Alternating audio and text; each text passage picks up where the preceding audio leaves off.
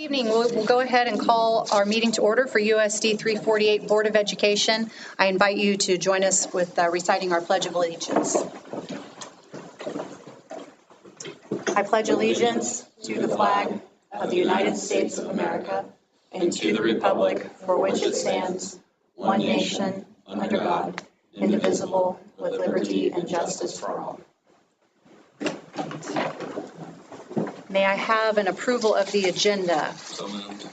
Second. Phil has moved and Susan has seconded that we approve the agenda as presented. All those in favor, please say aye and raise your right hand. Aye. Motion carries 6-0. All right, organizational items. Lots of announcements. To start off with, Mr. Dodge, will you share with us, you're going to talk more about it later, yes. But we received 5 awards from Kansas Can, so can you talk to us about that a little bit? Yes, so on October 5th, I received an email from Dr. Watson, and he was notifying school districts on their awards from the Kansas Can. There are 7 awards that they give out each year as you're going through a review of data and a review of your processes within your school district. 3 of them are quantitative, and so they're a result of the data that you submit each year. And then 4 of them are qualitative, so they're the reflection of the things that schools are doing, what they've got in place for students. We received notice that of the 7 awards, we received 5. We received social emotional growth as a silver, civic engagement as a bronze, the academically prepared for graduation, we received copper. The graduation rate, we received copper as well, and then post-secondary effectiveness, we received a bronze. So this is an exciting thing. This is a great opportunity for our school district and our building leaders and teachers for all the work that they've done to promote the successes of our students, the tireless hours that they put in, and the qualitative ones are ones that you apply for. And so the time and effort that it took to reflect on those practices and the benefits that they have resulted with our students paid off remarkably well. So this is a great opportunity to celebrate with our district. So. Awesome. Other announcements from other buildings. Mr. Blam. So I have some announcements from the junior high. First, I want to give a big shout out and thank you to the ladies of the Warden Church who gave us a $1,000 donation recently. We took that to restock a little bit of our clothing closet. We're starting a food pantry with that as well, so and some hygiene products for young people as well. So very grateful to the ladies of Warden Church. Second, I want to mention that every Wednesday this month we're encouraging people to wear pink in support of Anti-Bullying Month. All right, so we're doing a lot in our building right now. I'm looking behind me because we have one of our social workers from our building here, so she knows I was plugging this event. But yeah, we can get everybody to wear pink on Wednesdays to help us get that message out there about anti-bullying. That'd be great. That's it. Awesome. Thank you. Thank you. Mr. Wall-Smith? Is that a couple? I know one of the most important family engagement opportunities we have coming up is conferences, so we encourage any parents who have not yet done so, please reach out. It's a good time to talk with your teacher to engage in that academic process. We'll have those Wednesday night and then all day Thursday afternoons and evening. And the second one is our PTO is having their annual Bullpup Stroll. It's one of their big fundraisers. It's one that doesn't require you to sell anything. It's active for kids. Both buildings, the primary center and intermediate center, will have that on Halloween. Morning at the primary center, afternoon at the intermediate center, and we still need volunteers, so look for that information soon. It's a good chance to come out and watch kids get some exercise and have a good time. Thank you. Anybody else? A few other things, more in the lower elementary world. The Star Play Group is tomorrow at Vintage Park at 9:30. It's such a great program. And it's cool because you can just show up and do it. I think it's music time, if I remember the email right. Is that right, Nicole? Okay. What else? The Stand Up to Cancer event's going on right now. So if we bore you, you can head over to the volleyball game and contribute to a good cause there. Also want to give a shout out to one of our own, Mike Curran, who's been a longtime educator in Baldwin. When the Spielmans got their golf course, we wanted to make sure and mention that here. So it's not a district-specific award, but Mike and Donna Curran were the grand marshals of the Maple Leaf Parade this weekend, which was so deserved because they've, run that committee and served on that committee for so long. So it was it was neat to see one of our longtime teachers and his spouse being recognized in that way. Parent-teacher conferences. October has been a month of lots of appreciations. It's been Principal Appreciation Month, so if you haven't thanked a principal, you can do that. Custodial Appreciation was October the 2nd. And Bus Driver Appreciation is coming up on the 20th. We don't have school, but if you can make a point to thank a bus driver maybe on one of these remaining days this week before we don't have school, that's always a good thing to do. I think that's about everything. You talked about the Kansans. The musical is coming. The high school musical is coming up. It's November 10th through the 12th. It's a family-friendly show, so it's good for all ages. And I was asked to mention that. So that's all I have for announcements. Are there anything else before we move on to principals and new teachers? Absolutely. November 10th, we will be having our fair. And this year we're going to partner up with, like, an invite your loved ones. So it's not just with grandparents or with parents, so it can be aunts, uncles, neighbors. But they're going to be coming in, have a time to shop, and then we're going to be providing like a breakfast for them to come in. So I'd like to invite everybody to that on November 10th. Awesome. Thank you, Principal King. Okay. Well, with that, I guess we will invite the principals up now to share their new staff members, which has been really exciting. So thank you for those of you who could make it. Let's start with the primary. We had some that could not make it tonight. Me scheduling this on Parent-Teacher Conference Week was probably not the wisest of ideas, but we've got teachers that have come into our district, made a huge impact. They're doing some amazing things, and so we're excited to have our principals here to at least acknowledge them by name for the board. And then when we're done, we have an opportunity to go to the Commons out here and partake in a little bit of a meet and greet for those that were able to be here. And the food provided is through our culinary arts program. And they've got some great stuff. And in fact, the jalapeno jelly, I understand, came from jalapenos straight off the vine before they froze. So it's a good opportunity to engage with some programming that Ms. Bernard has with her kids and welcome our newest staff members. So I'll turn it over to Ms. King. Okay. I'm going to start with my second grade teacher. Her name is Monica Gotthammer. And then I have a new first grade teacher, Megan Abruzzo. I had quite a few new in our special education department. So we have two interrelated teachers, Kate Locke and Vicki Hain. And then we also have a new life skills teacher. Her name is Caitlin Stout. And then Jill Piano is a new STAR or Parents as Teachers. There's my new teachers. Thank you very much. Mr. Walsmith. We got some of our incredibly talented people joined us this past summer. Fourth grade, Miss Faith Peterson. She's actually one of our homegrown Baldwin built teachers. She was a graduate. We actually unearthed a photo of her as homecoming queen from 2015. Media photo of that one. She's teaching fourth grade. Joining us in fifth grade right now, she is student teaching officially, but she will be taking over her assignment in December when Mrs. Hines retires. That's Alyssa Waller. She's a current Baker student. And then joining us in special education in fifth grade is Mackenzie Austin. She's also a Baker grad, so a local tie somewhat. And then we coaxed out of retirement Mrs. Kathy Maxon to join our success team. So we're lucky to have her back after her 40 years on the job. She decided to come back for a few more. Those are our newbies. Welcome to all of them, and they're awesome people. Thank you. I'm going to have my two teachers are here with me. Yes. So I can introduce them. We have Miss Casey Foster. She is our new social worker in our building this year, and she is coming to us straight out of KU. We're excited to have her. She did her internship at Southwest in Lawrence last year. And then Miss Deborah McKinney is with us as well this year. She has spent nearly the last decade in Japan teaching all 4 core subjects. So we're super excited to have her experience in our building. Thank you for being here. Where in Japan, last? Where? In Japan? I had 2 years in Tokyo and 8 years in Sendai. Okay. I was in Fukuoka. Just for a summer. So, sorry, didn't mean to interrupt. I'm fascinated about it. We do have some other staff that wasn't able to be with us this evening. Hannah Clark is our new 6th grade science teacher. She's coming to us right out of Baker. She was a athlete on the golf team at Baker as well. and we're excited to have her.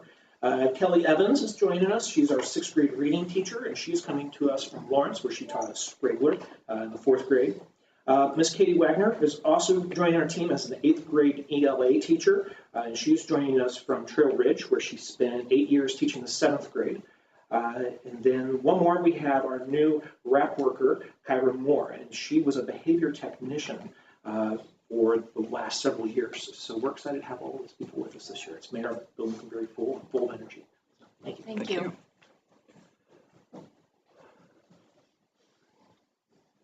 Mr. Birmingham.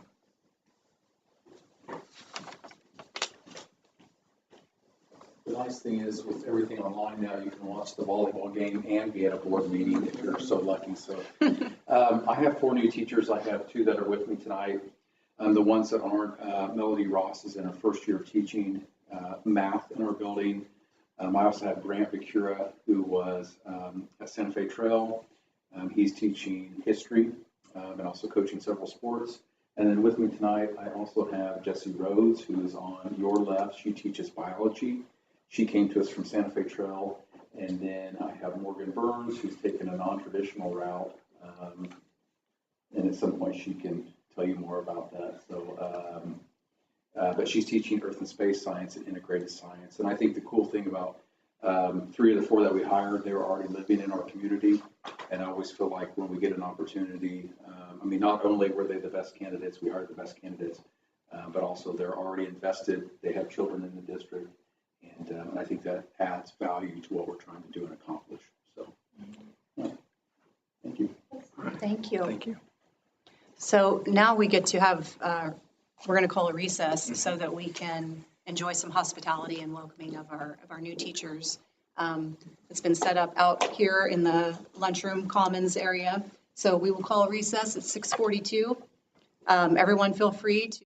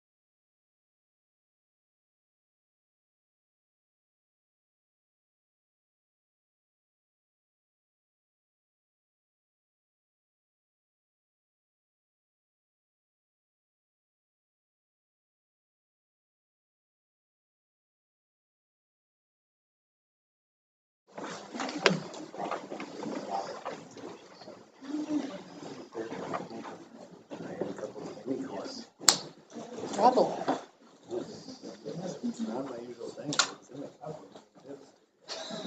What are you gonna do? Reject the candy corn? This dip is pretty good. I told her if she were to jar that up, Thank I'd you. buy some Oh, ma'am. for Christmas. They can auction it off. They get some serious money. All right, it is 7 PM. We'll go ahead and call the meeting back to order and move forward in the agenda. We're at the consent agenda. We'll accept a motion for approval. So moved. Thank you. Is there a second? Second. Okay, thanks. Phil's moved and Tony seconded to approve the consent agenda as presented. All those in favor, please say aye. Raise your right hand. Aye. Aye. Motion carries 6-0. All right, and then we will move on to recognition time. First up, and I don't think he's here tonight, no, but we're still going to acknowledge him. The first person we're recognizing tonight is Jason Rupert. I don't know, one of the days where there was some vehicle situation happening at our household. There's never a shortage, it seems.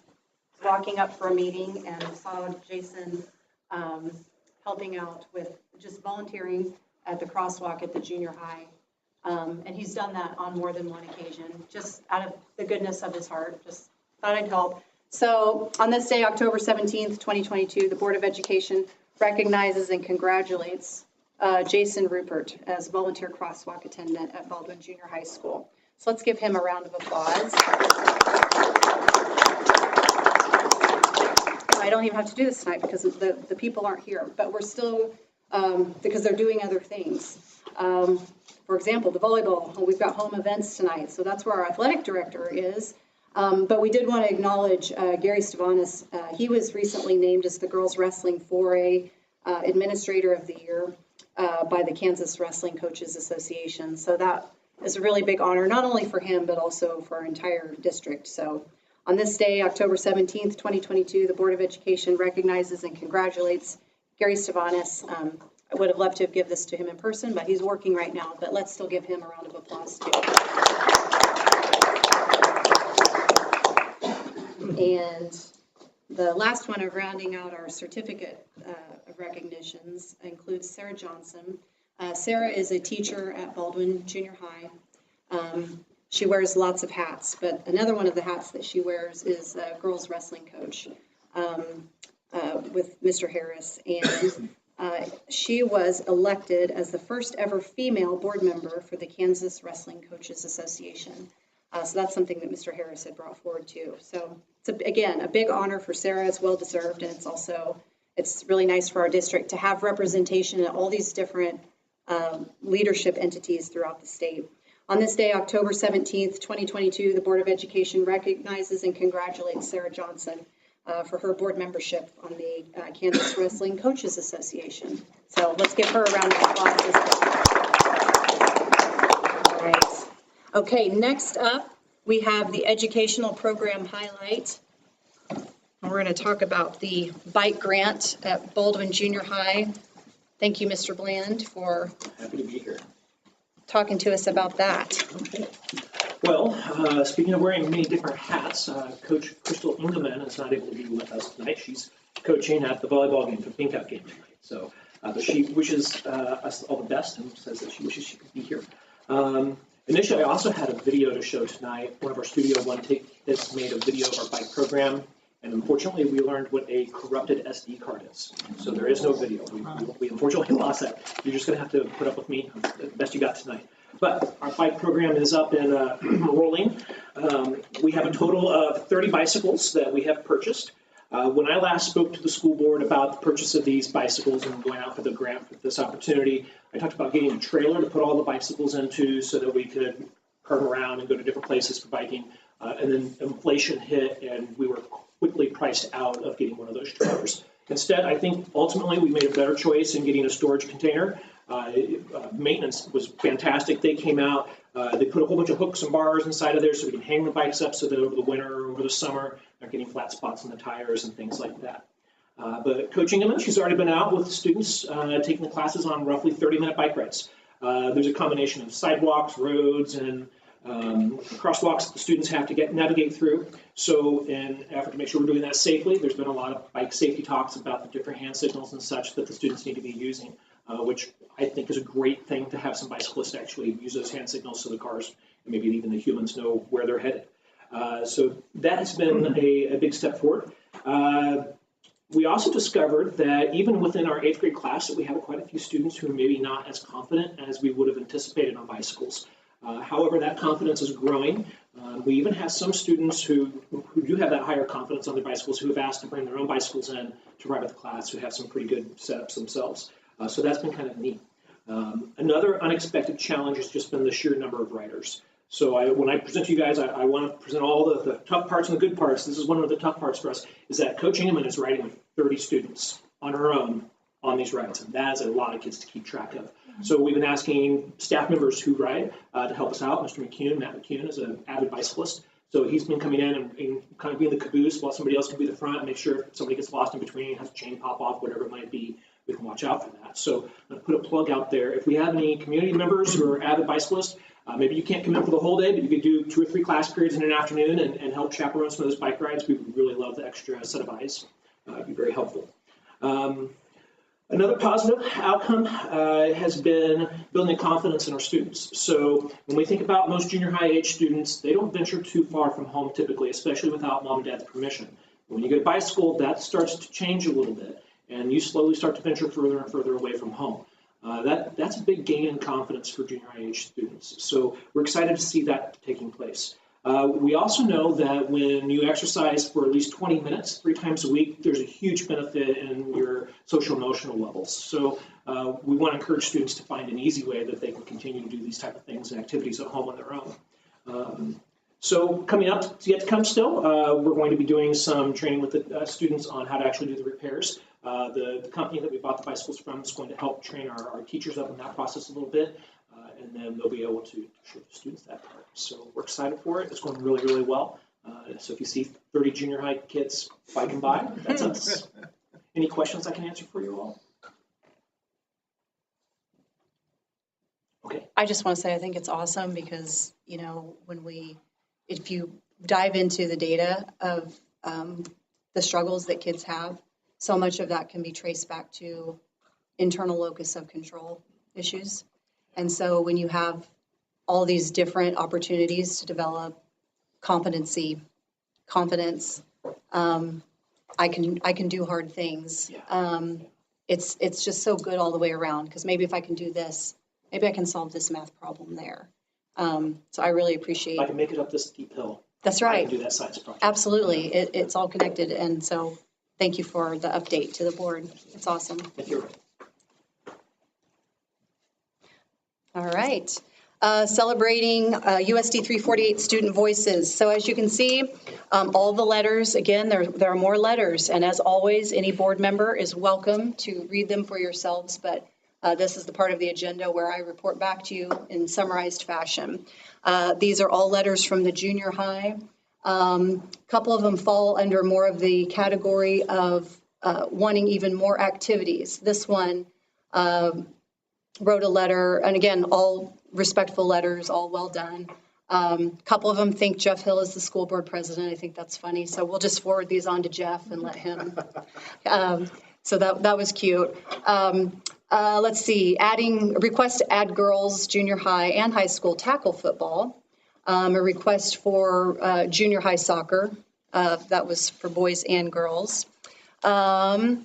More facilities, girls wrestling, an auxiliary gym specifically was one of the things that was captured here in relation to the solicitation for feedback where the bond is concerned. That was kind of part of the theme of this. A full use track, our own facilities, along with more parking. This student was interesting to me because I loved that they had the secondary thought of, if we have something that's more of our own, we will also need more parking. So there ought to be someone thinking about that. I thought that was, it's like, you're right. New facilities, lights, field, not all the kids can get their games in. we've heard that before. New bleachers, facilities, our own space, that's also new field. So all of those, that's a very, very summarized version, certainly doesn't encompass the nuance of all the letters, but everyone is always more than welcome to read those for yourself, and we appreciate those student voices coming in. I Yes, sir. received a very interesting one about the utilization of solar panels, using the roof spaces for solar panels as an option. I thought that was a really clever, interesting, and logical. Yeah, that's awesome. Letter there. I love these assignments. It's good. And it gives us a way to hear directly from the students too. All right. Anybody else get any letters you want to share? Because that gets it all. Okay. All right. Moving on to hashtag Baldwin Built Employee of the Month. I'm going to turn that over to Mr. Dodge. Just as a reminder, though, what I'll say first is that we're so lucky because we have this fun thing. And if they can't come here, trust me, we take it to them. And they get recognized in their building. And then also the Baldwin Education Foundation has been so generous to partner with us on this monthly staff award. And there's a $50 gift for each employee who wins that. So we will make sure that the recipient gets it. Would you like to go ahead and announce? I would. So this month we had our nominee and our selection team, which through some logistics we reallocated the selection to our district office staff just to be able to make the decision here on a Friday prior to the meeting. And once we're done, we're able to try to reach out to this individual. And this individual, I was sent to voicemail, so I was able to leave this message for them on their phone. So that's a cool opportunity where this person can play that announcement for others to share. So I thought it was pretty cool. So to reveal this individual is kind, sweet, and a great person to be around. They are a very hard worker who consistently goes above and beyond. Simply put, they are amazing. They're such a hard worker. They give their all for the school district and the kids they feed every day. They're always willing to help, even though it may not be within the realm of their duties. They, along with their staff, do a fantastic job, and they did a fantastic job of painting the kitchens. They look great. This individual is a wonderful person and a dedicated worker. They have an uncanny knack for coming across as though life has never been better and that every day is rainbows and sunshines, regardless of how big the storm is. They are amazing with kids, and we should all try a little bit harder to be like them. This individual oversees 2 kitchen staffs at the intermediate center and at the primary center, and they work tirelessly to feed our students every day. So with that said, congratulations to Charlie Jewett, your October Baldwin Built Employee of the Month.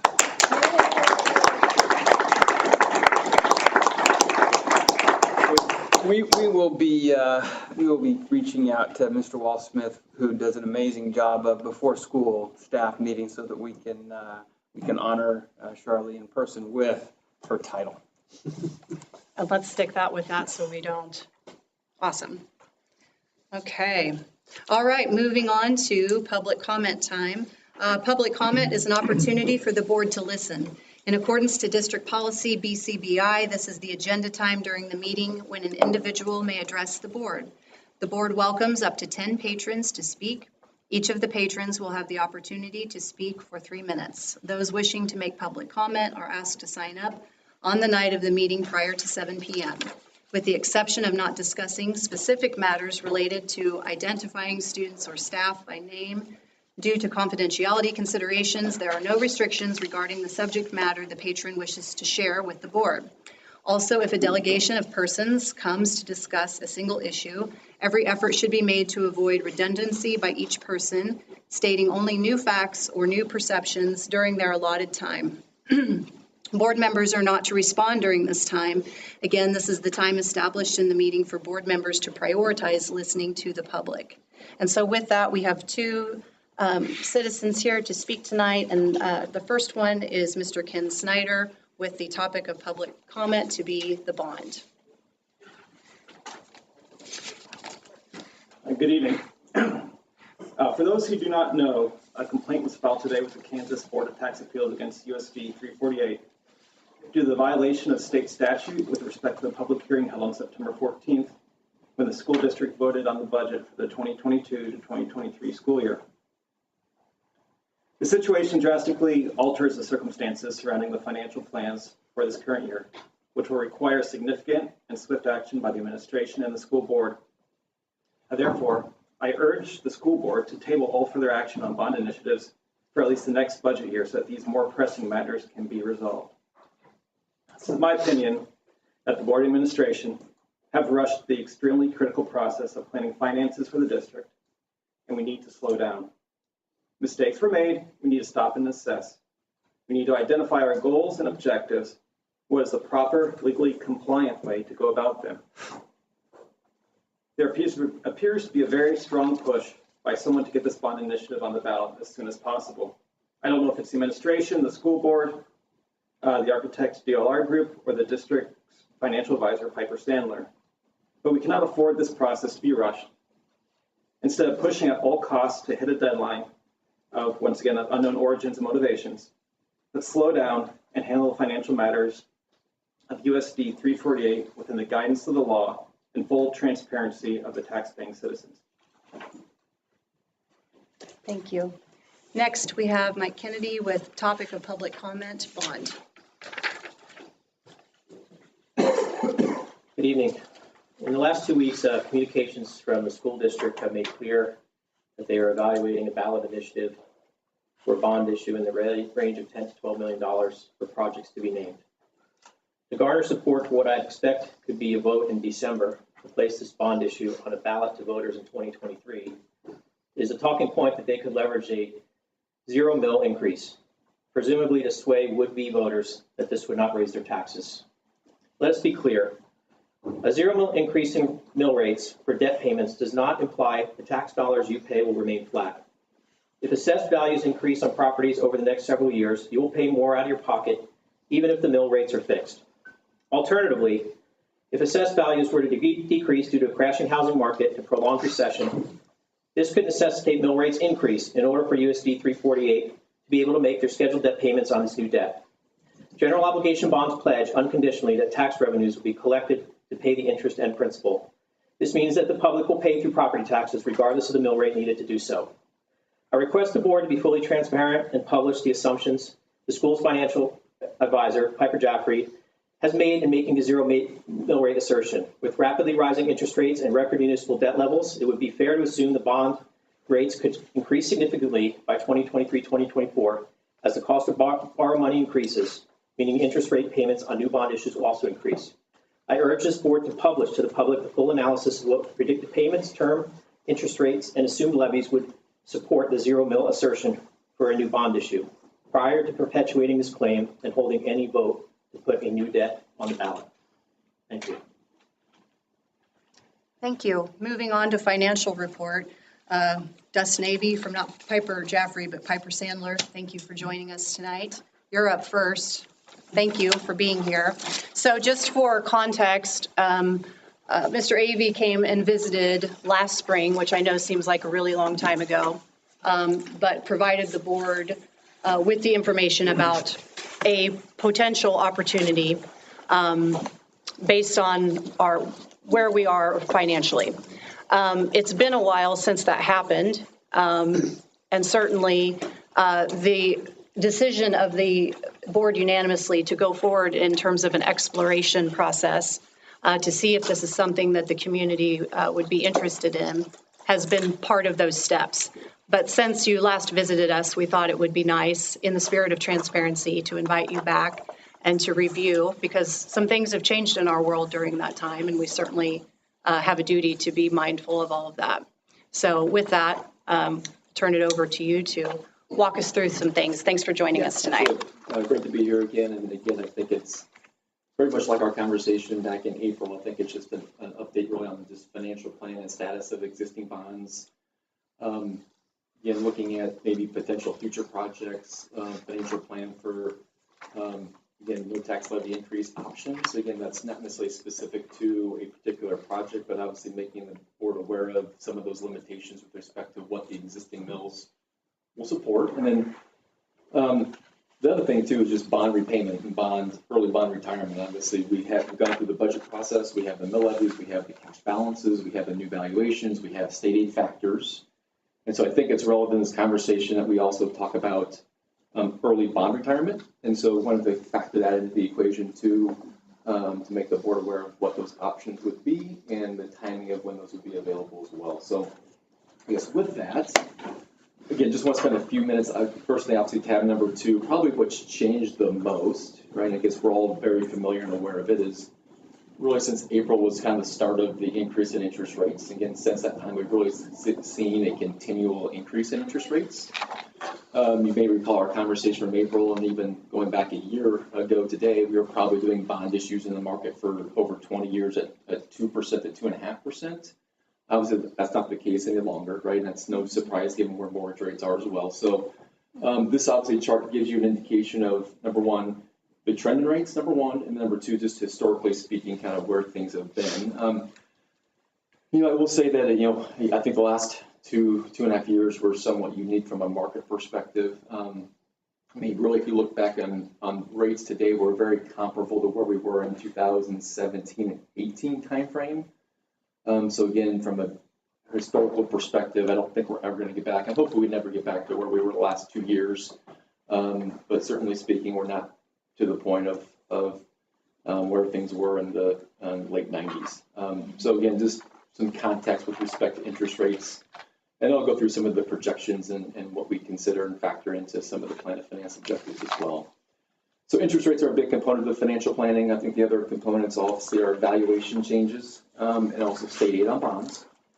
So a couple things. Evaluation, certainly valuation growth in the district in the last several years has been fairly substantial. Honestly, we don't plan for that to be the same. I think we've got to take a very conservative, modest approach to what valuation may go, how it may occur in the next few years. We all remember 2008 very, very vividly in our minds and what happened to valuation growth during that time period. And so we want to make sure that as we put together a financial plan, we're very aware of what happens when valuations do drop. And so assuming a high growth of valuation is obviously not fiscally prudent to any sort of bond project. But you can see the last 10 years, your average growth in this district is over 5%. Last 5 years, you're over 8%. Last 3 years, you're over 10%. So obviously very significant growth patterns. I do want to make note of valuation growth post 2008 and 9, basically flat, right? A little less than 1% in all those years. Okay. The other component that is relevant to any financial plan is state aid on bonds. So as you may recall, the district's existing bonds, which were approved by voters before 2015, get a higher level of state aid. And really what state aid is the state pays a certain portion of a district's principal and interest payment. Again, every school district gets a different level of state aid based upon how the state views it from a wealth perspective. And state views wealth on what's called an assessed valuation per pupil. So based upon this district's assessed valuation per pupil, you are assigned a state aid percentage. In this case, on your existing bonds only, you get 34% state aid. So that means that for your bond payment, the state of Kansas pays 34% of that payment, and the rest of it comes from property taxpayers within the district. Okay. So what's changed? New law adopted by state legislature in Kansas changes the formula for how state aid for bonds is calculated for each school district. Because of that change, this district no longer gets any state assistance. So for any new potential bond that the district would consider, the state would pay 0% of that bond payment over the course of the term of the bonds. And so the entire payment would be paid for by local taxpayers. Okay, so that's an important factor as we think about financial planning and how you pay for things and what the mill levy requirement is for different bond issues. I think that's very, very relevant. Mill levy history, right? So again, it kind of gives them some perspective on what's transpired over time. And again, all of you are very, very well aware of this. But I think it's important because you think about when a lot of these bonds were originally approved by voters back in 2008, the mill levy requirement was almost 70 mills. Okay, so as you've seen valuation changes happen over the last 10 to 12 years, right, the mill levy has also dropped over that same time period. So you look at 70 mills as of 2010-11. Today, as of the 22-23 budget, which has not officially been certified, I think you're right around the 55.8 mills, which was approved in your budget. So again, I think it just goes to prudent fiscal management in light of valuation changes that you've made a concerted effort to manage the mill levy appropriately and still manage all the expenses and the changes in school funding laws that have happened in the meantime as well. So financial plan, so tab number 2 gets into just a snapshot of what the current financial plan is. I'll kind of move left or right on this, the financial plan. Obviously, the far left column is valuation, right? So this has all been updated for current budget information. So current valuation, and then I think we talked about valuation increases. But from a financial plan perspective, we're assuming a 1% valuation change. Okay, and again, we've been growing at obviously well over 5% for the last 10 years. So 1% valuation, inflationary factor in valuation. We've accounted for all the existing bond issues of the school district. And again, if you recall, and I should have brought this number, but there's been obviously a lot of refinancings that we've done since 2012. Obviously, during those refinancings, we look at a couple of things. And one is saving interest costs, right? Refinancing at lower interest rates, number one. But number two, the district's been in a very good financial position to pay off bonds early. So the combination of those two things has really been the primary objective when looking at any sort of bond refinancing that the district has completed since 2012. So total debt service, so obviously the total debt payment, if you aggregate all the payments on the existing bonds, about $2.5 million between now and 2027. Again, state of Kansas pays about 34% of that payment, so about $870,000 of those payments come from the state of Kansas, which means at the end of the day, we're kind of in that $1.5 million range of what's being supported by local taxpayers. A key component, okay, I would say from a financial planning perspective for both bond budgets, but also district operating budgets, one of the key components is what I would call the fund balance in the bond fund, okay? So you can see right now that your existing fund balance is about $2.27 million in the bond fund. So think of that as a reserve fund. So think about bond dollars cannot be used for anything operating, okay? Operating dollars cannot be used for anything bond related. This is a specific fund. These dollars have to be used for anything that goes in, that's for the repayment of bonds. Why is fund balance important? For a variety of reasons. Number one, the unknowns, right? We can't predict and tell you that valuations are going to grow at 1%. We can't tell you that state aid is always going to stay at 34%, right? Those things change every single year. A fund balance helps you manage things that you don't know, okay? And so I would tell you that, and also I would say it gives you flexibility, okay? So fund balance provides flexibility for a variety of things. Number one, if this district had no capital needs, you could say, well, we have flexibility to lower our mills. That's true. We have flexibility to pay off our bonds early. That's true, okay? If we have capital needs, it also allows the authority and the flexibility to absorb a higher bond payment without increasing the mill levy of the school district. Okay, so you can see by the 4.5 mills, which is the mill levy set by the board in the budget process, our fund balance is very healthy, okay? Again, depends on the objectives set forth by the board, the circumstances of the board, facility needs, debt retirements, mill levy strategies, all those things factor into it. You're in a great financial position to have a lot of flexibility for a lot of different things, okay?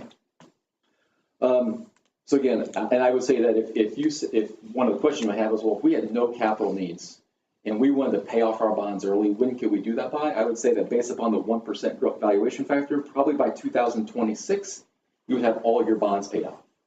And your existing bonds, as you know, go up to 2030. So somewhere, again, depending upon a variety of factors, somewhere between 2026 and 27, you'd have enough cash balance in your bond fund to pay off all your bonds about 4 years earlier than planned.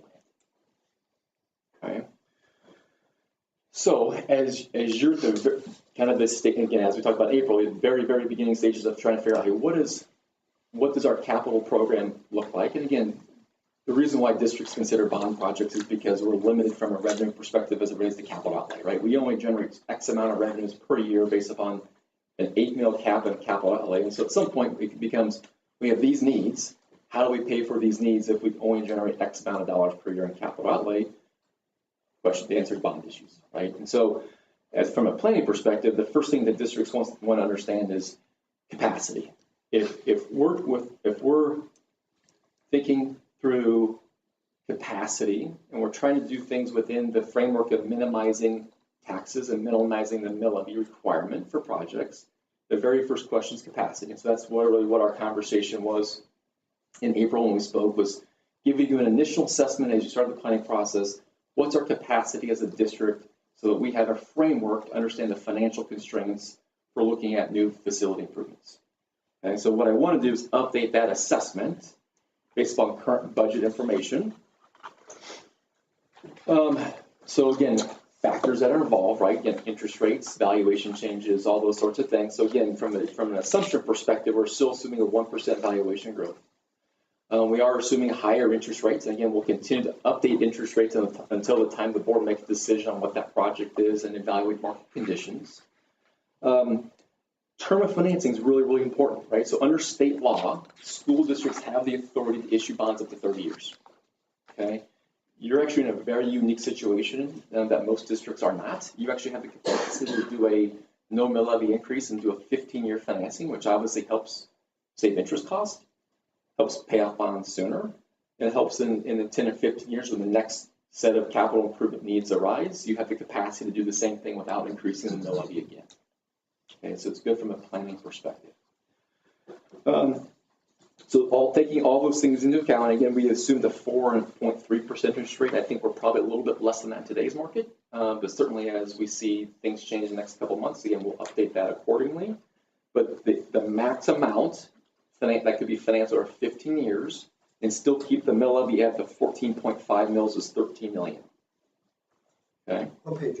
I'm sorry, that would be tab number 2, second page.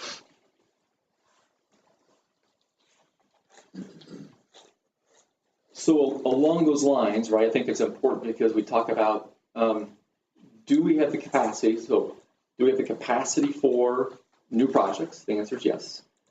Again, without increasing the mill levy, but we also have capacity because of our fund balance to pay off our bonds early.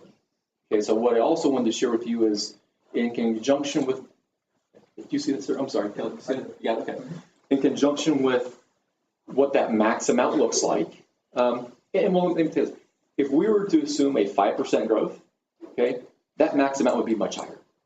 Okay, but again, then we'd be relying on valuation increases that are too large to support the bonds.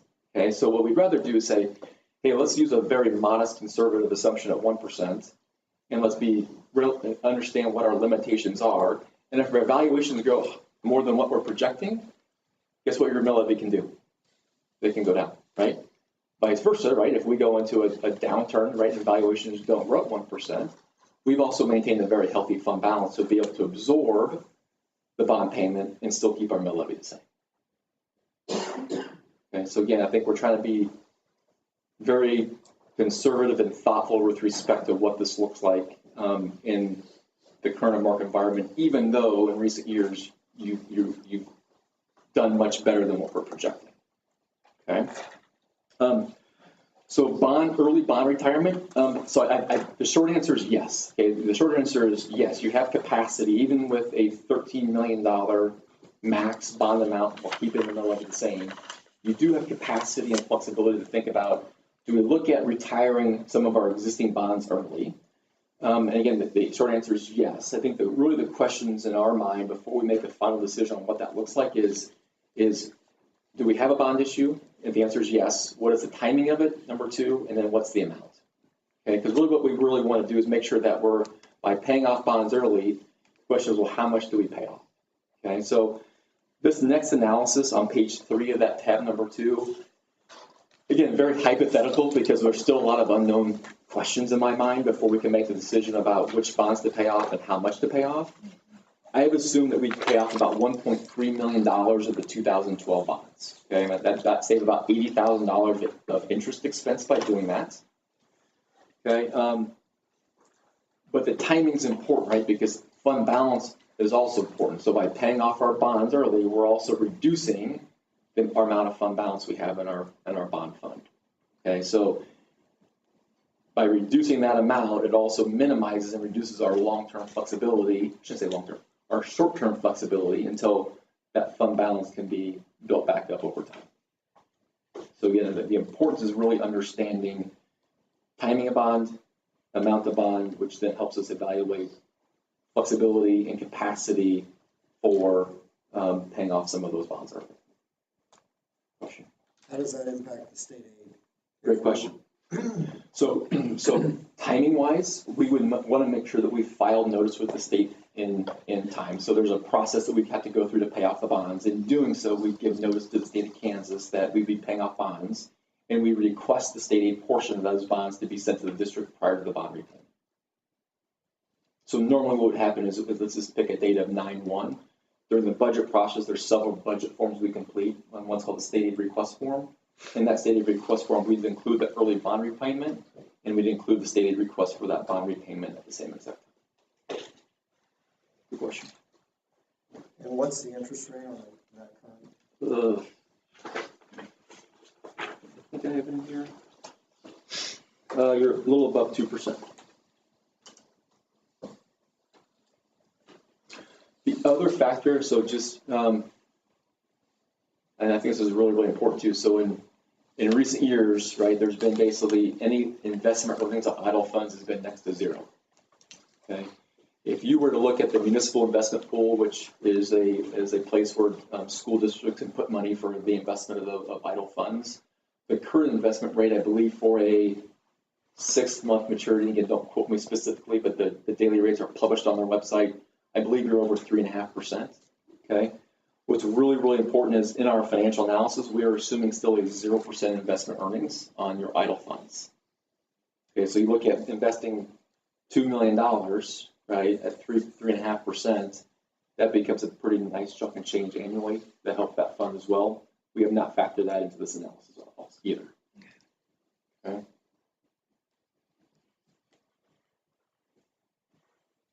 So I'm going to pause there and just see if there's any questions on either of those two items. If not, the next two tabs are really just, I won't go through all the details of the next two tabs, but just leaving that there for your information. How does early or prepayment of our current bonds impact the potential new bond? It depends on the amount. So what you'll see here in that example, we still assume the $13 million, okay? But we also assume the bond retirement of about $1.3 million. What you'll notice is you'll see, look at row number in 2024. I'll show you just a comparison of what this means from a cash perspective. So you'll see about $1,088,000. You see that number? Okay. Now go back to the previous page. So that page includes the prepayment of bonds, about $1.3 million. Go back to the previous page. In 2020, let's say 23, no, 24, about $1.9 million. Okay, so depletes your actual cash by about $900,000. Remember, state 1.3 million, state's paying 34%. District cash will pay the rest. So we're depleting our reserve by about $900,000. So by doing that, we still have the flexibility to consider at most a $13 million bond issue without increasing the minimum. That's why the timing part's so important. Right, just to know the amounts, right? So again, hypothetically, if you said, well, geez, our bond amount's 15 million or 6, whatever the number is, right? I may say, well, I don't think we have capacity and flexibility within our cash to pay off 1.3 million, but maybe it's half that, right? What if we pay none? That's an option as well. I mean, I think it just comes down to the dollar amount and the timing, right? Because I think what you're saying is my bonds are at 2%, but I can earn 3.5% is probably where you're going with the analysis. Yeah, that's a factor to consider as well.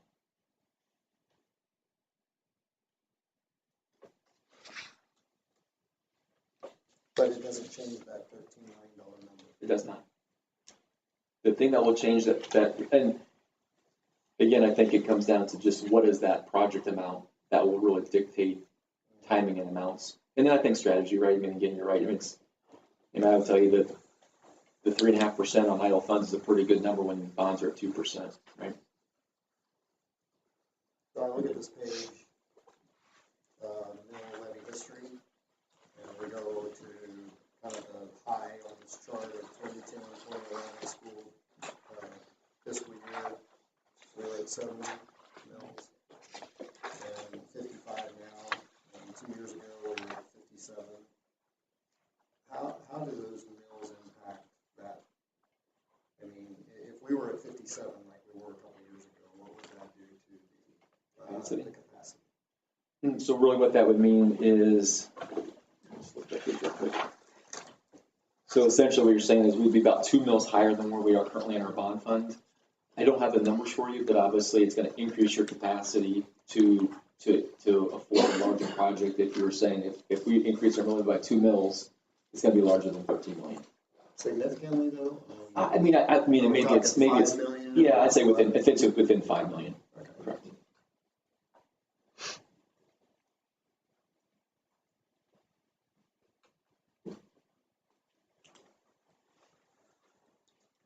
Okay, so go in the opposite direction. If you would increase it by a mil, and we would go down a mil, how much is that?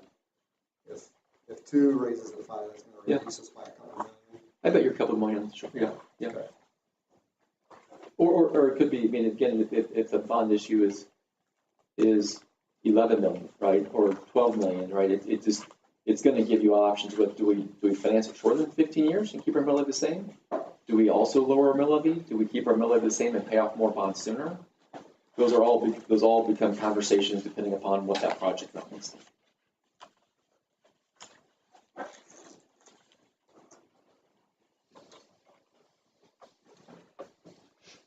The last 2 tabs, again, just your information. I call it tab number 3 is just a debt map, so it provides the specifics of each of the outstanding bond issues. So again, the outstanding interest rates for each maturity of those bonds, the maturity dates, the call provisions, etc. And then the very last tab is just I include the numbers related to the redemption just to show what those would look like with respect to which bond maturities of the 2012 issue would be redeemed early. I just include the details of what those numbers would look like, and again, we'll obviously revise those as we know more about the overall big picture plan.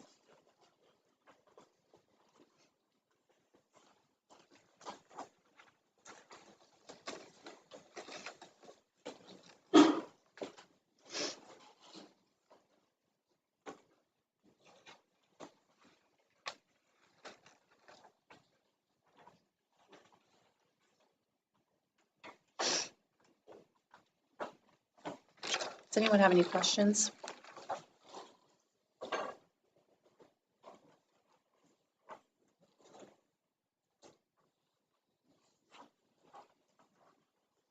Been discussions regarding the mill levy. I guess can you provide your professional expertise to the mill levy? To my understanding, is it the single only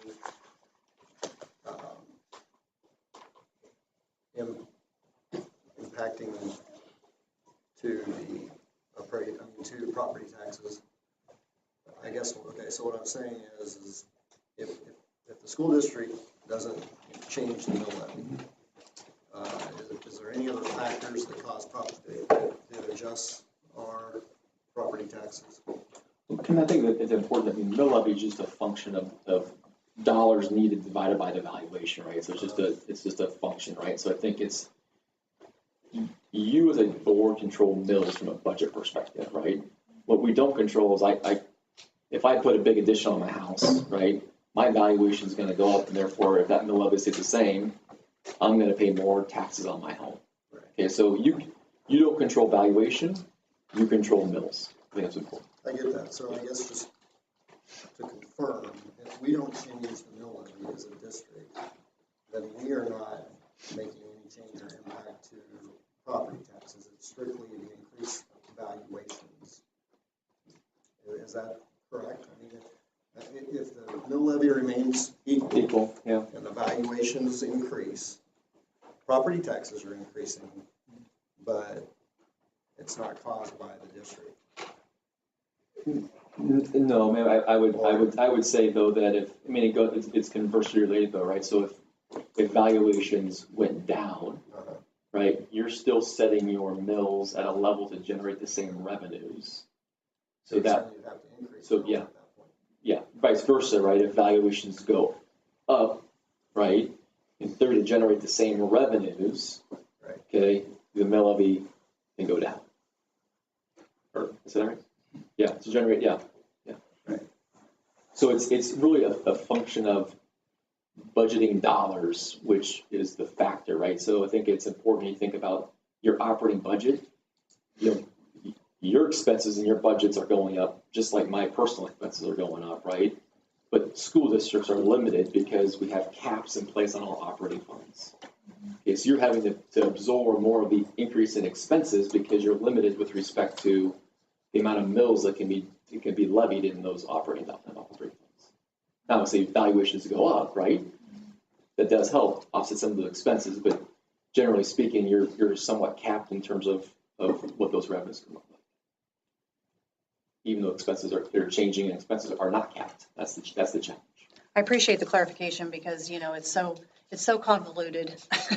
I don't think the general public understands that, and it's hard, even if you're doing your homework, to always understand it, how that all works. If I'm hearing what you're saying and what you're saying correctly is really, though the valuation part does not fall under our purview clearly. But if that increases, what that decision becomes to us is to generate that same amount of money, in your operational budget. Here's where you can do it, that's why we did it. But conversely, the relationship is it also takes away the opportunity to decrease it, and to reduce the number of mills. But it's not gonna change anything on the property tax aspect. It's in of itself. Okay. Just want to make sure. Does anybody have thoughts, questions? I always joke, my thought process is like a cow with 4 stomachs. There's the immediate reactions, and then I need the additional rumination time. So we have your email if we do have questions. Obviously it's important for you, it's important for every district who's going through this process is really just to understand the financial plan, what this looks like, and again, as you start identifying and prioritizing what those needs may look like, we'll provide obviously additional information and just so you can make an informed decision on what the financial impact is of those options. So. Well, Dustin, the fund balance aspect of this, thank you for bringing attention to that, because that really is the work that ultimately, when all is said and done, when our audits are turned in and all of that, that's where the health of our district is in place. And we appreciate the help that you've given on that, because that does give us options to, as a board, philosophically, whatever direction we want to go in, it's nice to be able to have philosophical options. And this allows us that because of that past work. So you're in a very good, just generally speaking, you're just in a very good financial position. Thank you. Thank you. Thank you for coming. Thank you. Sarah. All right. Any other discussion by any board members before we move on? Okay. Next up, we have the HVAC bid at the IC, and Mr. Elliott is going to come up and talk to us about that. Thank you, Mike.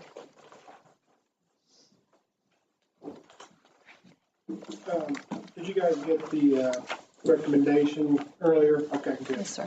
As you can see on there, this bid is for the 21 rooftop units on this building, 1-for-1 replacement.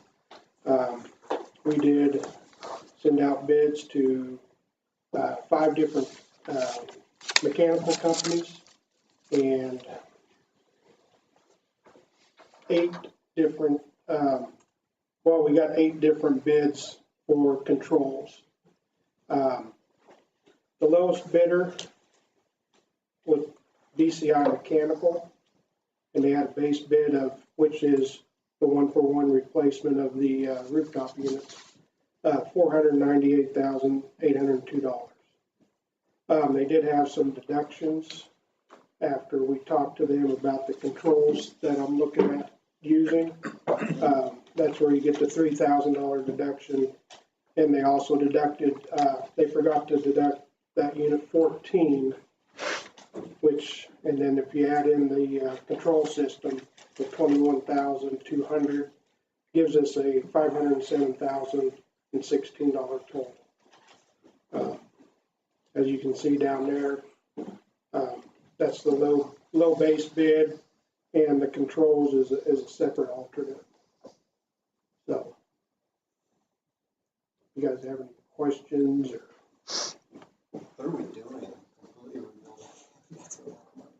We're replacing, all these units up here are, I don't know if they're original, but they're about 20 years old. They're old train units. They're not working anymore? They're starting to fail. Last year, we had some repairs on this hallway that we had to do. They're having trouble keeping up. And also the automation, or the control system in this building is very outdated. There's only 2 computers in the district where we can see the controls. One is here and one is in my office. We don't have any way to set the units or look at the controls from anywhere but those 2 systems. This was on capital outlay prior to me getting here. It was budgeted at that time, I think, for $300,000, split up into 2 years. The way we have it here is we've got it split up into 3 years. I think 3 payments or 4 payments. And Nate can answer this better than I can. But it's spread out over, I think, 3 years. So, when it's on capital outlay, does that mean? We budget We've for it. budgeted I know for we it. budgeted for it, but can that carry over, or does that have to be used now in that capital outlay budget? You mean from year to year? Yeah, I mean, if the project didn't happen this year and if we delayed it a year, would that money flow over so it's still there in the budget for future needs, or does it need to happen now? Well, it would, I don't want to go outside my lane, but it would carry over and affect your, I mean, the short answer is yes, you can carry it over. But it also. It got reallocated to something else, or, it would get some. If it got carried over, we would allocate, we would try to earmark that, but we're also looking at increased costs by delaying another year.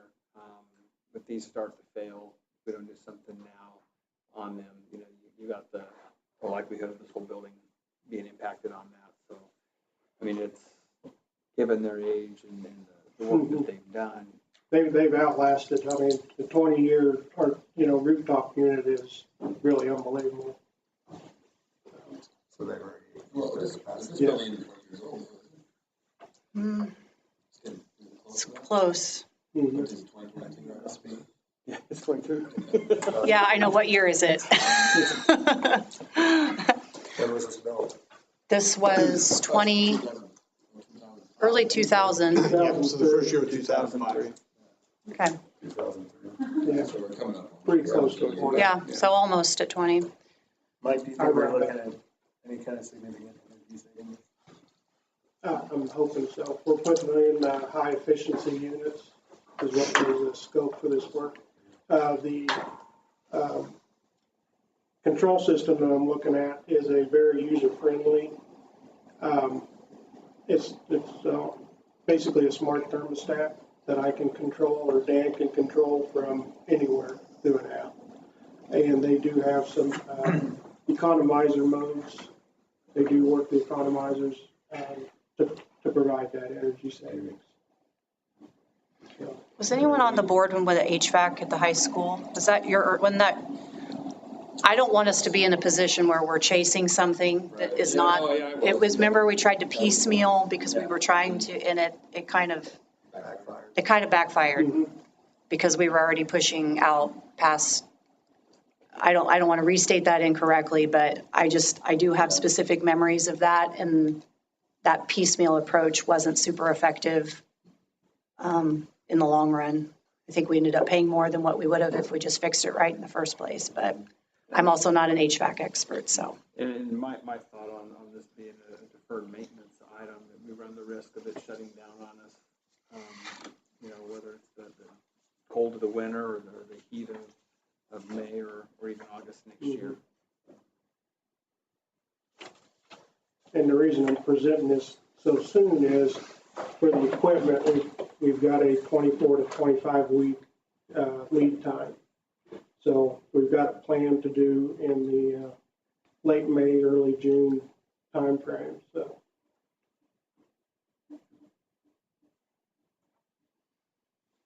Yeah.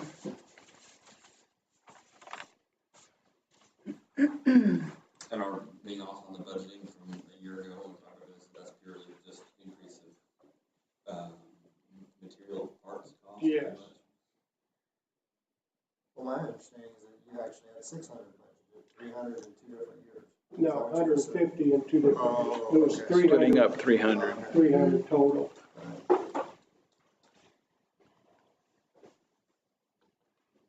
Yeah, that's what was budgeted when I got here. And then when we started working on this back in early spring, we've been working with Joe Hurley from Community Builders Solutions. And he said with the pricing that's gone up, and we saw that reflected when we did our junior high bid also. He came up with the 150 or the 450 total at that time. So.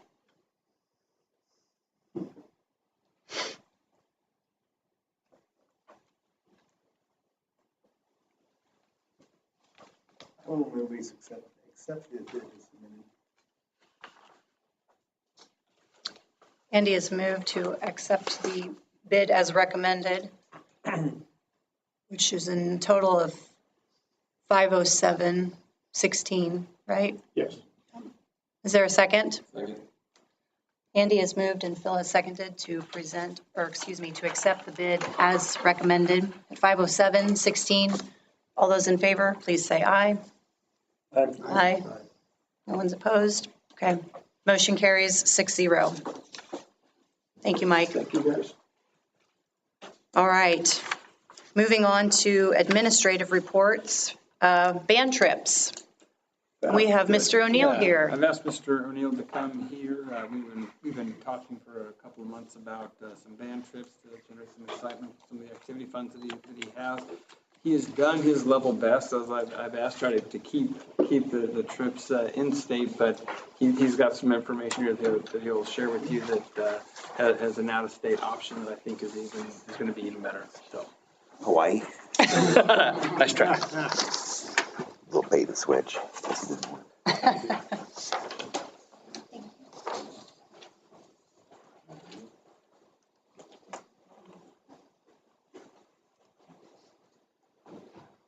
I would like to travel with our band. Our kids would like to travel. I traveled in my former school. We had a routine where we went every other year, someplace nice. I've never traveled with kids during or after a pandemic. So I just keep kicking the can down the road a little bit. If we're going to go someplace big, let's just wait a little bit longer. Right now, we have some seniors who haven't gone on any trips. Yeah. And so I was hoping to do maybe 2 mini trips. One this semester, one next semester. They are crossing state lines, so Mr. Dodge asked me to come and chat this evening. At my former school, we took a ziplining trip, and we had a blast. And so we have pictures. Megan's getting them set up. Well, I'm looking at them, but it's not that. Every time I have. I'm sharing my family vacation with you guys. It's their website. My son and I went a few years ago, and I really didn't know what to expect. I was asked to go as part of a group, but I was like, oh, okay, we'll slide down a wire. No, it was way more than that. It was a blast. And so while I was doing that, I was like, this would be a great band trip. So I took my former students at Oskaloosa.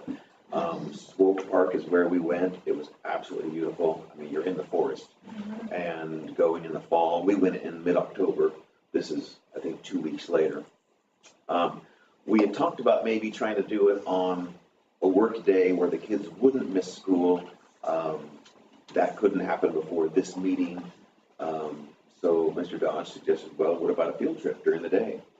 So I'm like, zip line instead of teaching, okay.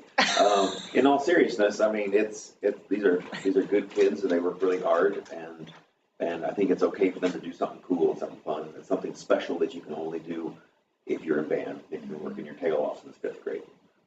So I think what he's there's also some team building there. Absolutely. There's also some risk taking. There is some stepping out of comfort zones, trying some new experiences that the kids get out of a band that they may not typically experience. See, that's why you're a superintendent. I'm a lowly teacher.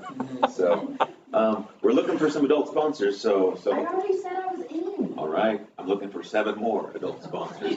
I'll go. I'll do it. They seriously, it'd be terrific. They having done this already. The company is Go Ape, and they are nationwide. And so my son and I went to one in Omaha, between Omaha and Lincoln. I took my kids to the one in Kansas City. They are pretty hardcore. You need adult supervision. They don't want a bunch of kids on this. So like one participating adult, not someone on the ground watching, participating adult for every 2 kids performing, for every 2 kids participating. That's for 14 and 15-year-olds. 16 and 17-year-olds can go unaccompanied, but we need a release from mom and dad. And then 18-year-olds can go without that, but I intend to do it anyway. I'm just going to tell all the kids. They have a sliding cost scale. It's too confusing. I'd like to charge all the kids the same. They're offering us a huge price break, 30%. The weekday, I would like to knock it down a little bit more, and our band boosters will just pick up the rest. What else? Do you have questions? Any cost to the district? 2 buses, if that's okay.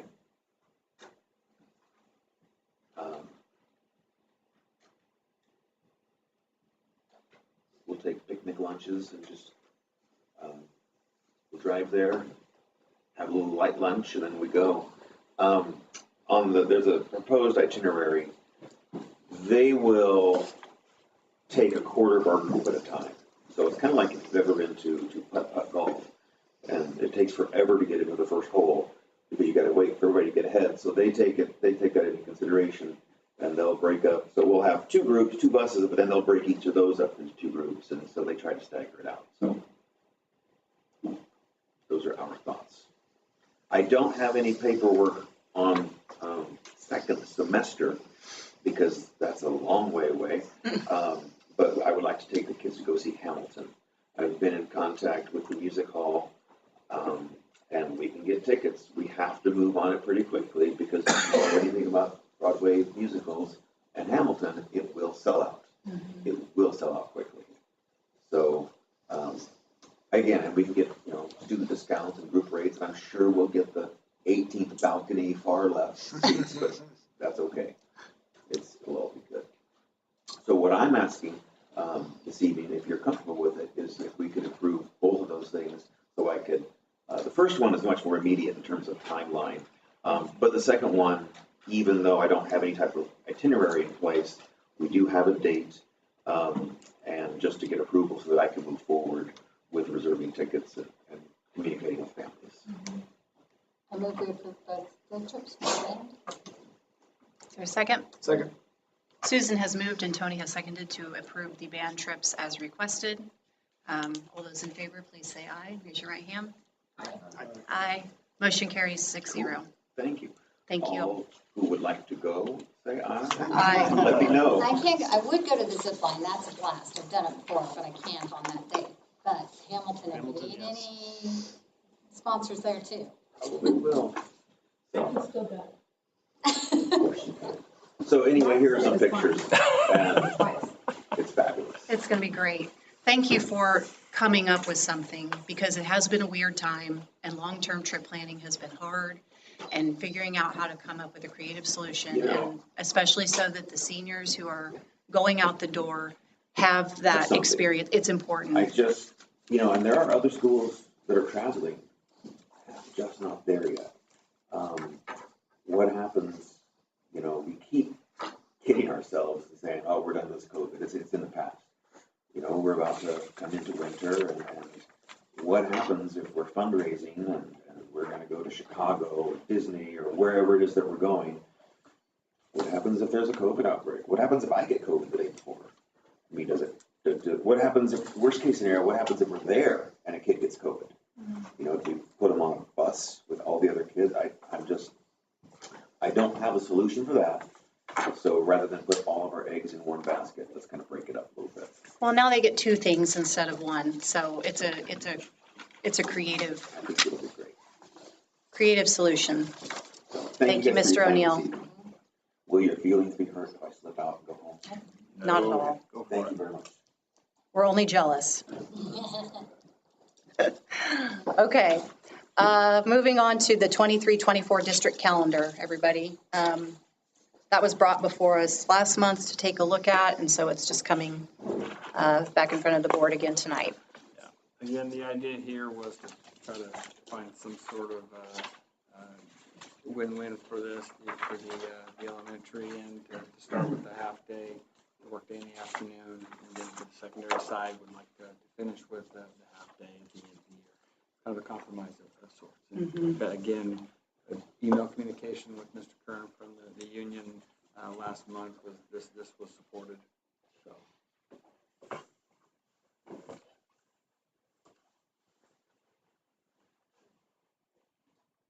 Any questions about the calendar? I move we approve the 23-24 district calendar as presented. Second? I moved and Susan seconded to approve as presented. All those in favor of the 23-24 district calendar, say aye and raise your right hand. Aye. Motion carries 6-0. Okay, new course approvals. So Mr. Brittingham and his history government staff have been looking for some elective course offerings in the social studies department and bringing Ms. Trop in and her role as the curriculum coordinator. They are going to share tonight a new potential opportunity for history elective. I'll be honest, that's some truth to what Mr. Dodge said, but as Mr. Blanchett and myself, we sit around at lunch and we just have conversations. He's one of the teachers that comes to the lunchroom and eats. So we do talk quite a bit about new course offerings. And as we've had some turnover in history, we've discussed some possibilities. And so one day he said, I would like to teach something in ancient and medieval history. And I said, great. And then he said, do you think we can call it medieval torture devices? And I said, Don, currently, I'm going to read the room. I don't think that's probably appropriate.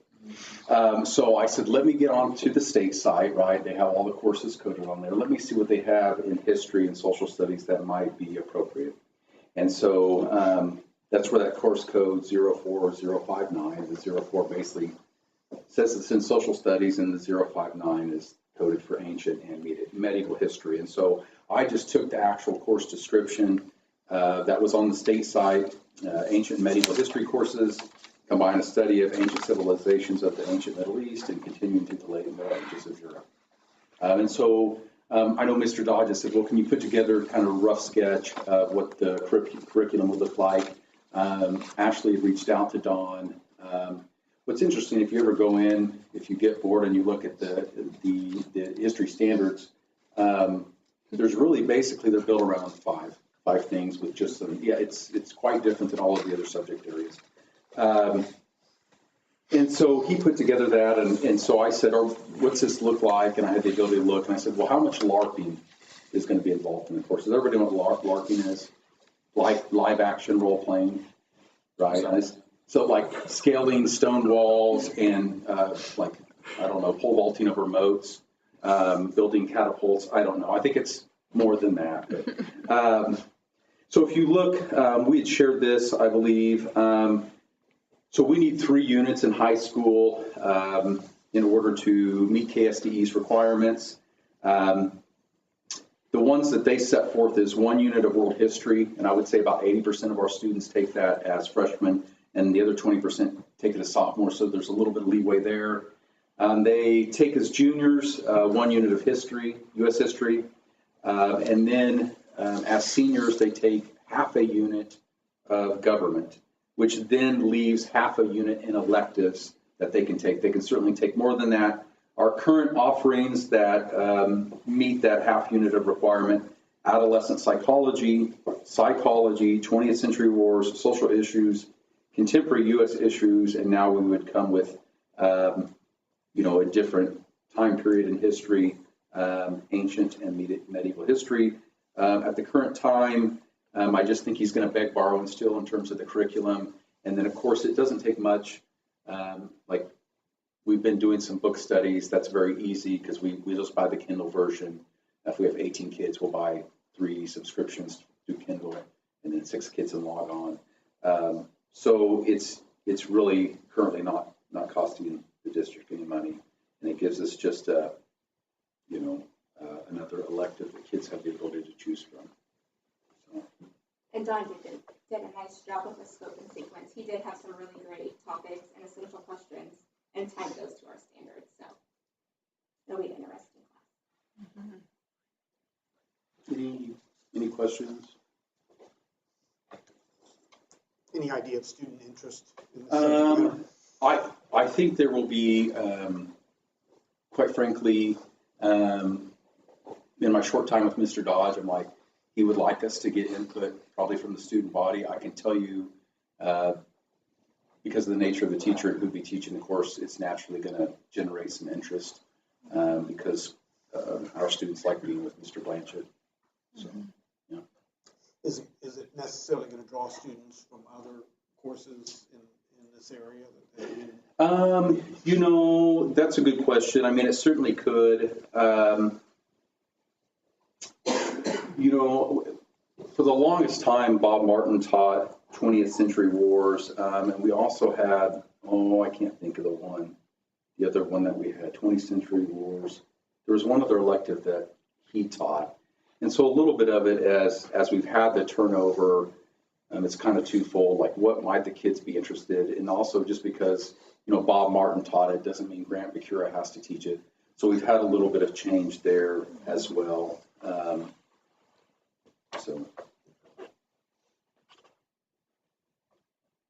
What other questions?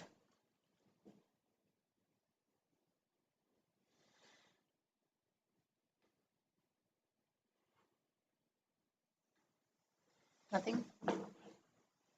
So when would this course start? Next year then? We would pilot it in the spring, the upcoming spring semester. Okay. Mm-hmm. Yeah.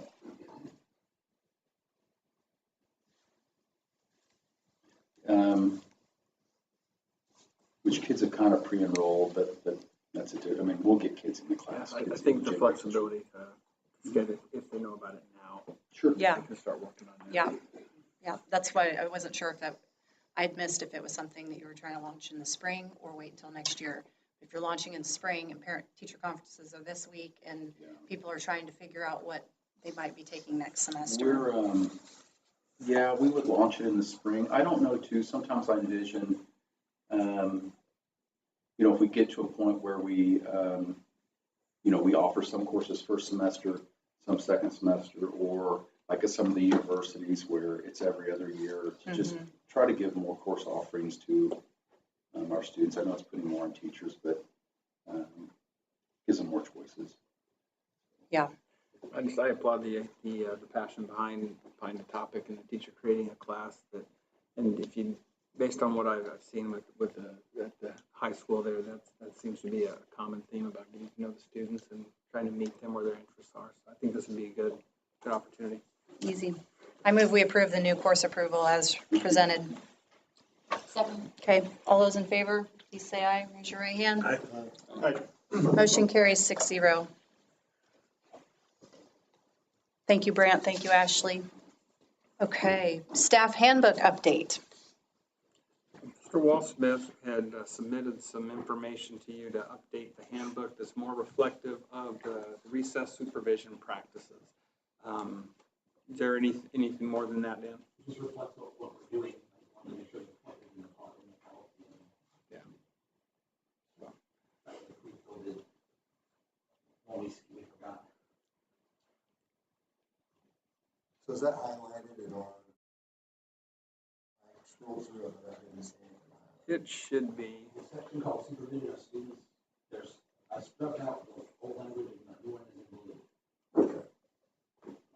It's on would be 12 in the scan at the bottom.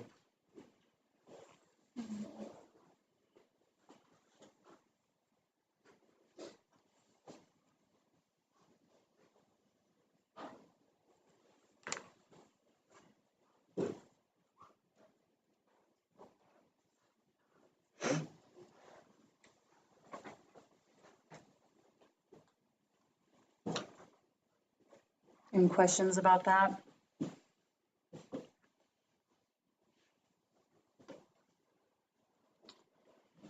We like it when, what it says matches what we actually do.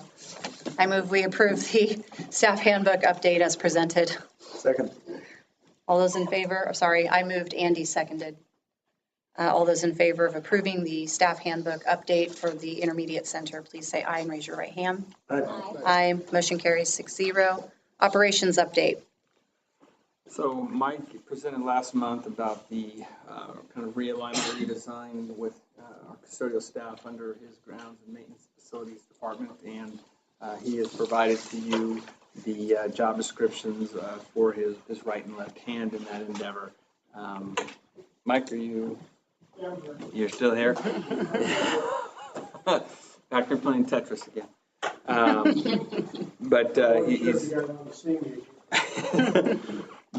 He's got a description there that would be one that would basically be the oversight of the custodial staff, and then one that would help with the oversight of the grounds work that he would work with as we forge forward on that front. Any questions? I have no questions. I love it. Good things from everybody involved. Awesome. Good. I move we approve as presented. Second.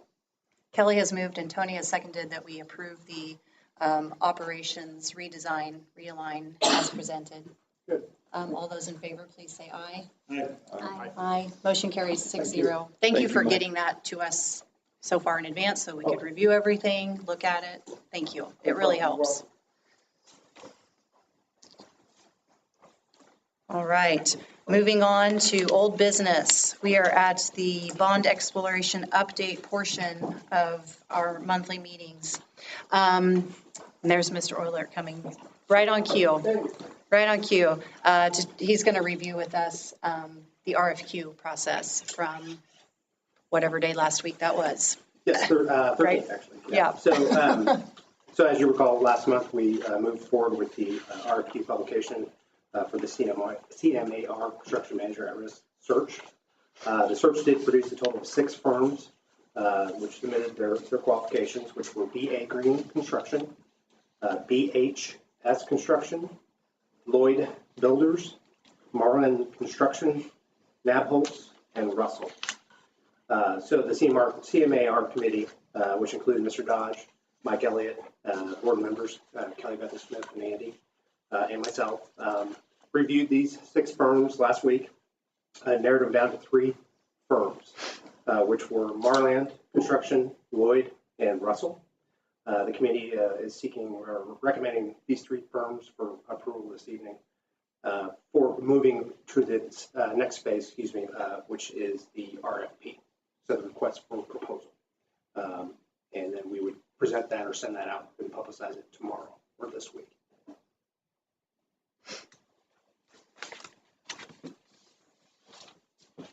So we provided the 3 copies of the 3 that we selected in the board docs for you as well. So our phase two, and I'll just kind of read it, what we did last month is, so the phase two of the timeline would be, again, to send the RFP this week, the 18th or 19th. The deadline for that RFP would be November 8th. And then that would move us into phase three, which would be November 9th through the 16th, which is basically the review process of the RFP and the interviewing and scoring, because these RFPs will be sent to the state for review. So we'll have a little bit of time for responses from the state. So all three of these will be submitted? That's what we're proposing. Yeah. Just we would send, if the board's comfortable with those three individual or three firms, we would send them that RFP. So to review the process, I know it's redundant for some, but not all, and it's important to mention it every time. So with DLR, and we'll share, they offered some input as well. As the architect, Mr. Dodge had reached out to them to make sure they had input, in terms of reviewing those groups as well. But it can be a little bit confusing because it's sort of run as a parallel process. Again, the Board of Education cannot vote to approve a bond. What we elect to do is to go forward, to gather information, to see if the community has interest, and if so, what that looks like. That process has actually been bearing out since we finished our strategic plan. But as we do that, the parallel process, according to best practices, is to have ducks in a row in case. And if it doesn't happen, it doesn't happen. But what we don't want to do is if our community, and speak strongly and say, yes, we need this, and this is what we want, we don't want to have left any stone unturned in terms of the work for the preparation to be ready if something were to come to be. So in terms of RFQs to RFPs and all the other acronyms that go along with that, DLR and getting a CMAR, I mean, that's a lot of stuff. But want to be sure that this is a parallel process that is recommended as best practices in case a lever is pulled. We're prepared. If it doesn't, it doesn't. But we've done our homework and we've done it as part of our service to the community. Those 6, our only role was to basically narrow down from 6 to 3.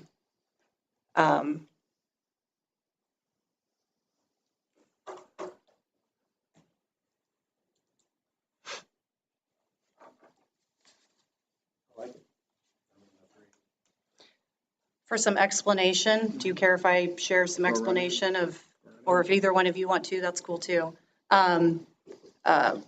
Lloyd, excuse me, built, I was already meshing words in my mind.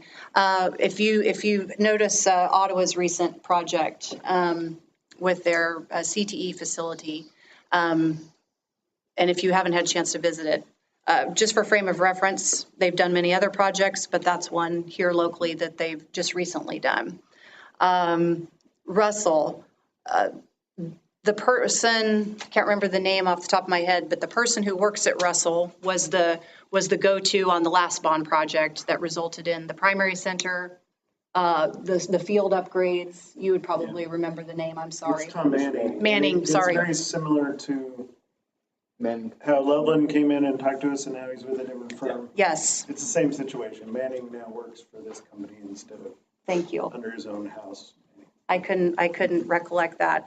But that person, who was the main go-to for the PAC, the last bond project is now with Russell. And then you have Marlan, who is local. So the idea, I think, behind the thought process was to narrow down to 3. This gives options of something recently that we can see with our own eyes that, is beautiful and is serving a lot of kids. You have local, and then you also have, the other company that kind of provides historical. So that gives us 3 very different looks relevant for how to determine the scope ahead. So that was the process in a nutshell. In terms of, I believe you need a motion from us to go forward then to switch to the RFP process. So that's where we are procedurally. Asking for an RFP doesn't cost just they'll send us a proposal. Yeah. Yeah. It was a question, I was just confirming. All right, I move we accept those 3 companies for the request for proposal next phase.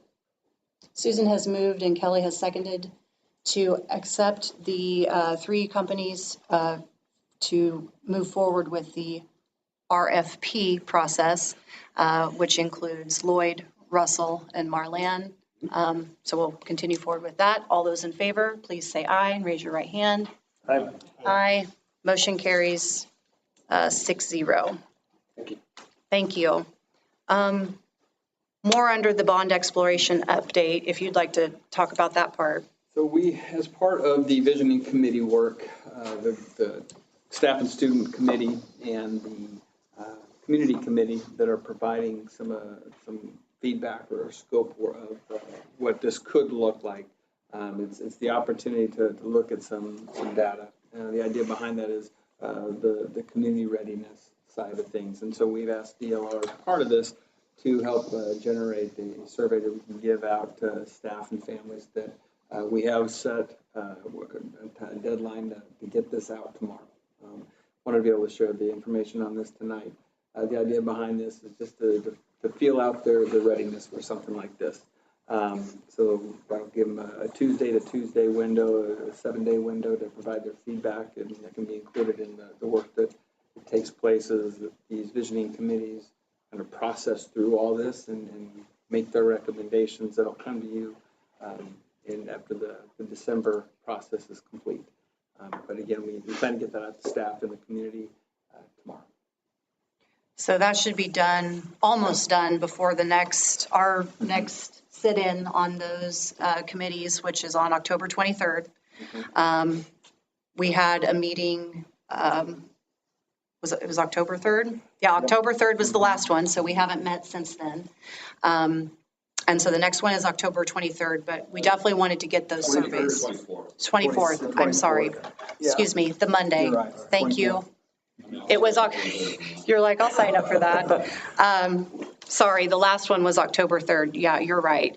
But we really wanted to make sure that those community surveys went out while we're still in the collect and analyze phase, because then we start to move into that dream and discover phase as defined by DLR as part of their process. So the first couple of meetings have been trying to articulate the why, going over the concept and identify what are those needs. As you remember, we went around, we looked at the different facilities, each of our facilities, to show the areas that are concerned, that are in need. And the next stage here is to dive deeper into determining the why. So when we're looking into justification for leveraging out this consideration, what is the need? What is the why that's there? That there's passion behind what we're doing in the sense of these are the opportunities that our students need. This is the pride that we have in the community. Here are the safety and security concerns that are there. Here are the opportunities that are just sitting there in the expansion opportunities, in particular with CTE programming that could be there. So they're doing a lot of heavy work here, and it's been good, and it's been good to hear the students' voices as they go through this process. Last note on the bond exploration update, our high school staff has been hospitable and generous to offer anyone interested in facilities tour of some of those areas. Wednesday, October 19th, being offered at 5:30 and 7 p.m. Meet in the cafeteria at those times if you're interested. Also, again, on Thursday, 5:30 and 7 p.m. Meet in the cafeteria at those times if you are interested. Kind of in conjunction to the way our buildings are being opened up for parent-teacher conferences, and it's another opportunity for folks to just take a look at stuff with your own eyes. And I do want the 2 secondary buildings, their building leadership teams there and their site councils have taken a look at the different facilities. It's one thing to hear about the need. It's a totally different thing to see it in person. So I would encourage anybody that has an opportunity to spend an hour or so to go through the facilities and see with your own eyes what the scope could be and envision what it could look like. Awesome. Any questions about any of that? Okay. All right, elementary grading standards.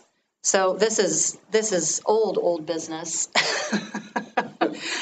So if you guys will remember, and I had to be honest, I didn't remember till we got closer to first quarter, and Kay, in all of her brilliance and wisdom, started connecting some dots. Long story short, if board members will remember, in May, we were brought the first look of changing some grading standards at the elementary level.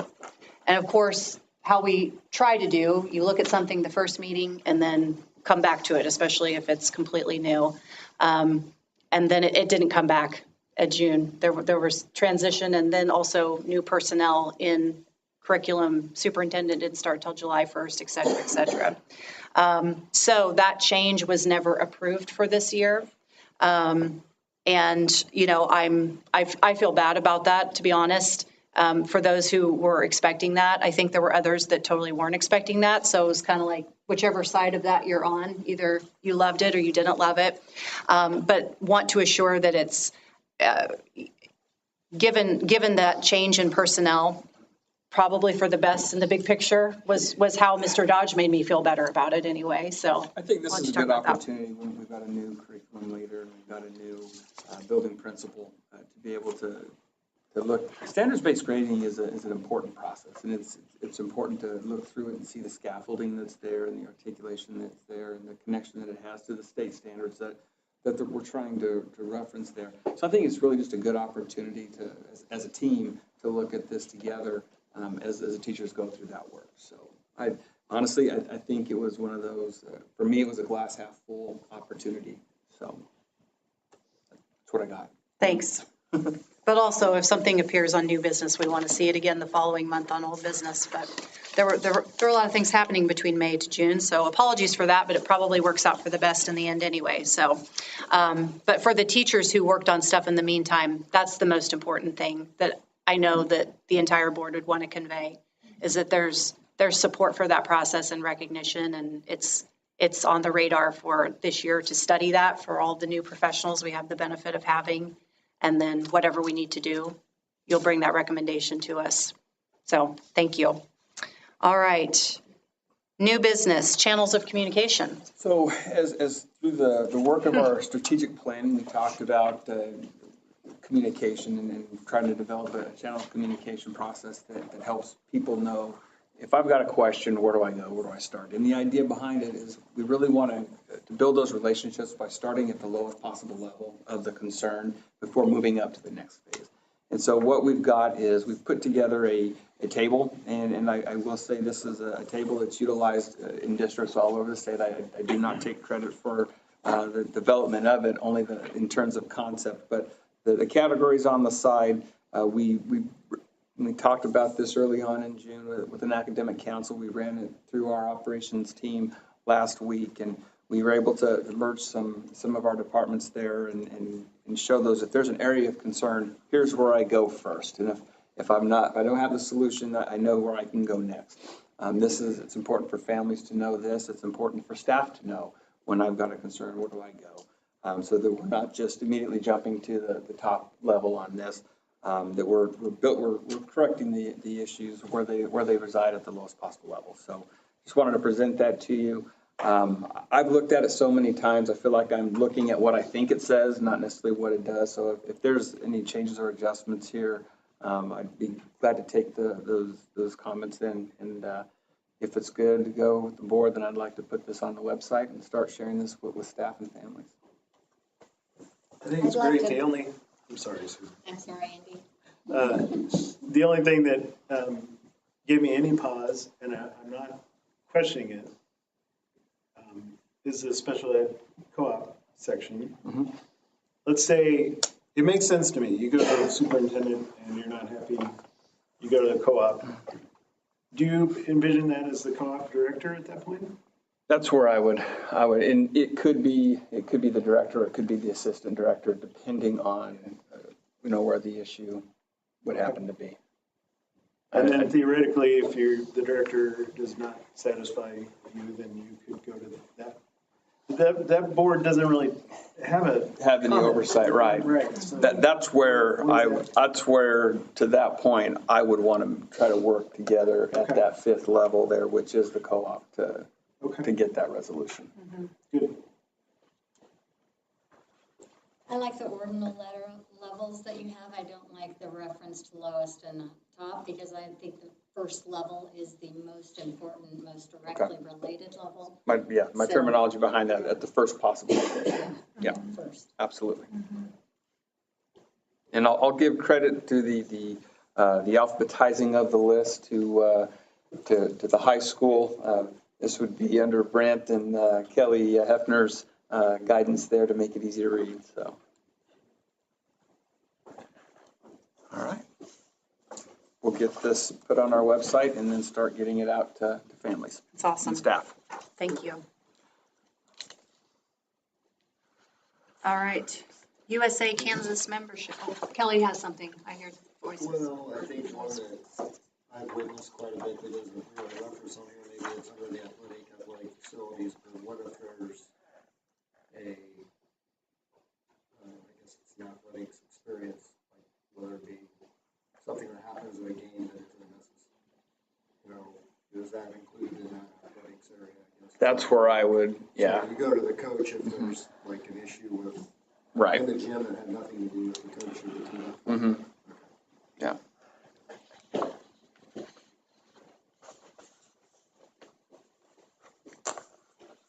Any other observations, tweaks, questions?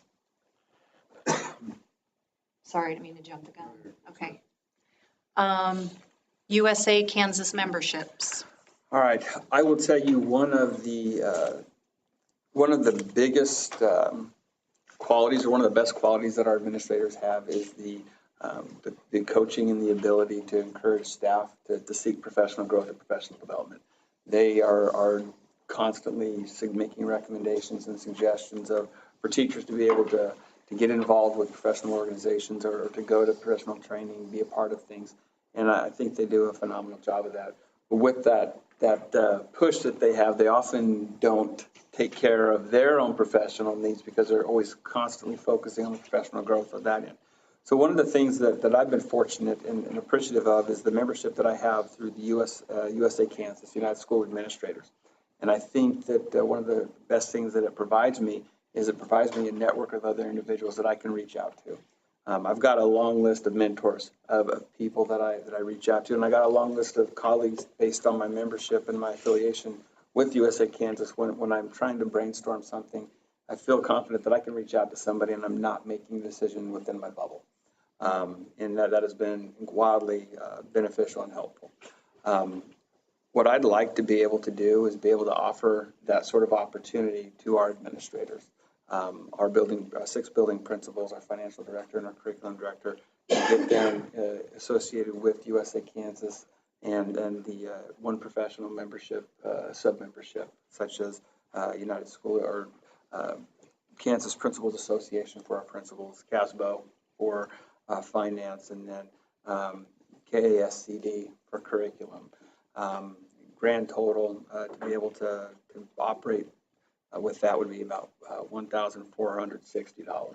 I think it would be a great opportunity to be able to network with them.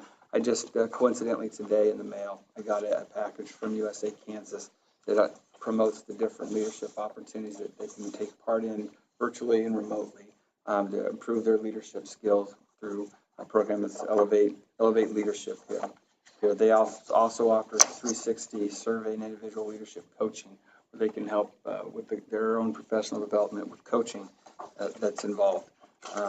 And then launching leadership is another opportunity to take care of those passions within those PD. USA Kansas has a variety of one-off workshops that are very good. We are currently a PLN district with them, which is Professional Learning Network, which reduces the membership rate per person down to $100 per. If the board would be so inclined, I'd like to be able to make this an annual opportunity for them. that even would extend to an opportunity to do some things over the summer that I think would help build our own team building that's there, get them access to professional workshops that, to be honest with you, they focus so much on the managerial side of their building that I'd like to be able to see them do some other professional care within that regard. So I don't know if this is something that necessarily requires a motion, but rather just the blessing of the board to be able to do so. We have to pour into administration, so administration can pour into teachers, so that teachers can pour into students. It's just that simple. To me, it's a no-brainer. How's everybody else feel? It's $1,000 and that's everybody? It's 14, it'd be 1460. 1460, okay. To get So 8 people. closer to 15. All right, thank you very much. Anybody have any objections? Okay. That's wonderful, thank you. Does anyone need a restroom break? Or do we want to keep going? Not until you said something. Okay, so now I put it out there. Okay, it's 8:40. I'm going to call just a quick recess. Also, Tony, that'll buy time because Chris isn't here tonight. I know, I saw that, yeah. So that'll give you a little. Oh. Just make anything up. Don't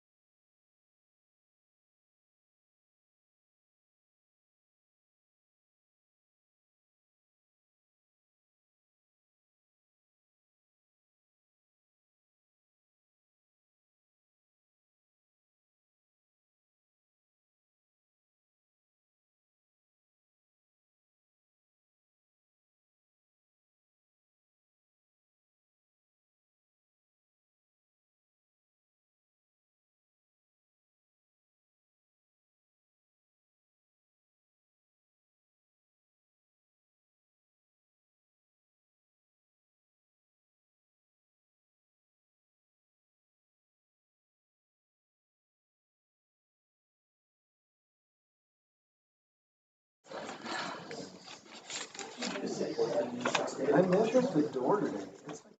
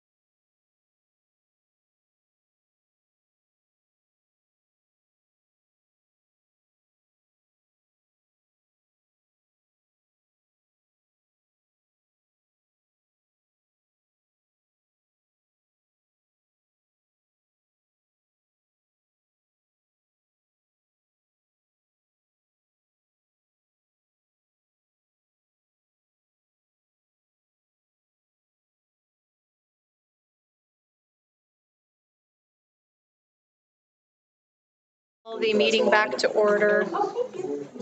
You're welcome. You're welcome. At this time, we'll start back up with board member input, and first up is the co-op report. So we met last Tuesday, and Chris attended remotely, which meant that it was chaired by the vice president of the board. And it was an amazingly fast meeting. We got in and out of there in like a half hour.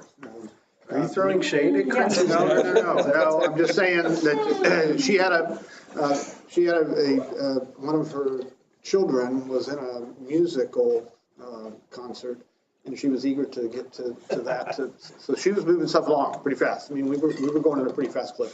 Luckily, there weren't any major issues that we really need to address with. There was a personnel issue in the superintendent report that I can't talk about, but that was really the only thing that we had of substance to discuss. Otherwise, it was pretty much smooth sailing. And so we are all entertaining the motion at the next meeting to make Chris continue to attend meetings remotely, so that they move along. We just didn't have a lot of business to do, and so it was a good meeting for him to have to miss, and it just happened to coincide with the meeting in Manhattan. So that was it. Okay. Miscellaneous. Does anyone have anything in miscellaneous? We do have a special meeting coming up November 15th with Dr. Britton Hart. Just want to remind everyone about that. It's November 15th. And there are several dates in a recent kind of like board recap what's up. So that's in there too, but just so that everyone has another layer of hearing it. I did site visits last week. Our buildings are doing awesome things. Our new bowling team, which we approved last month, went and watched them for a little bit at their very first meet, and they were so excited and they were so proud. And I wanted to share that happy stuff with you guys too. And lastly, this is my fault. I forgot to say this at recognitions. You had asked me to.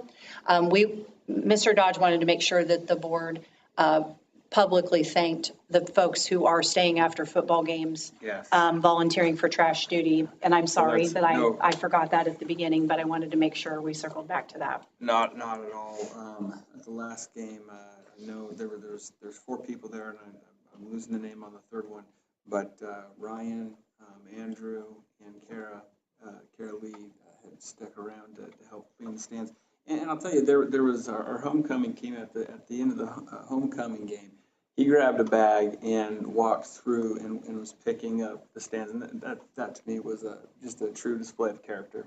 And no one asked him to do it. No one told him to do it. He just grabbed it and did it. And a couple of coaches that were up, I think, maybe doing some film work, saw him grabbing. I think one of them said, well, if the homecoming king can grab a bag, so can I. And so it was pretty cool to see that in. But they've done a really good job of picking up after the games. So. Yes, and lastly, I am not eligible for the dunk tank next year. I already did it, so it's somebody else's turn next year. Just putting it out there. Last meeting, I told him to call you. Yeah, I'm sure. I'm like, sure, I'll do it.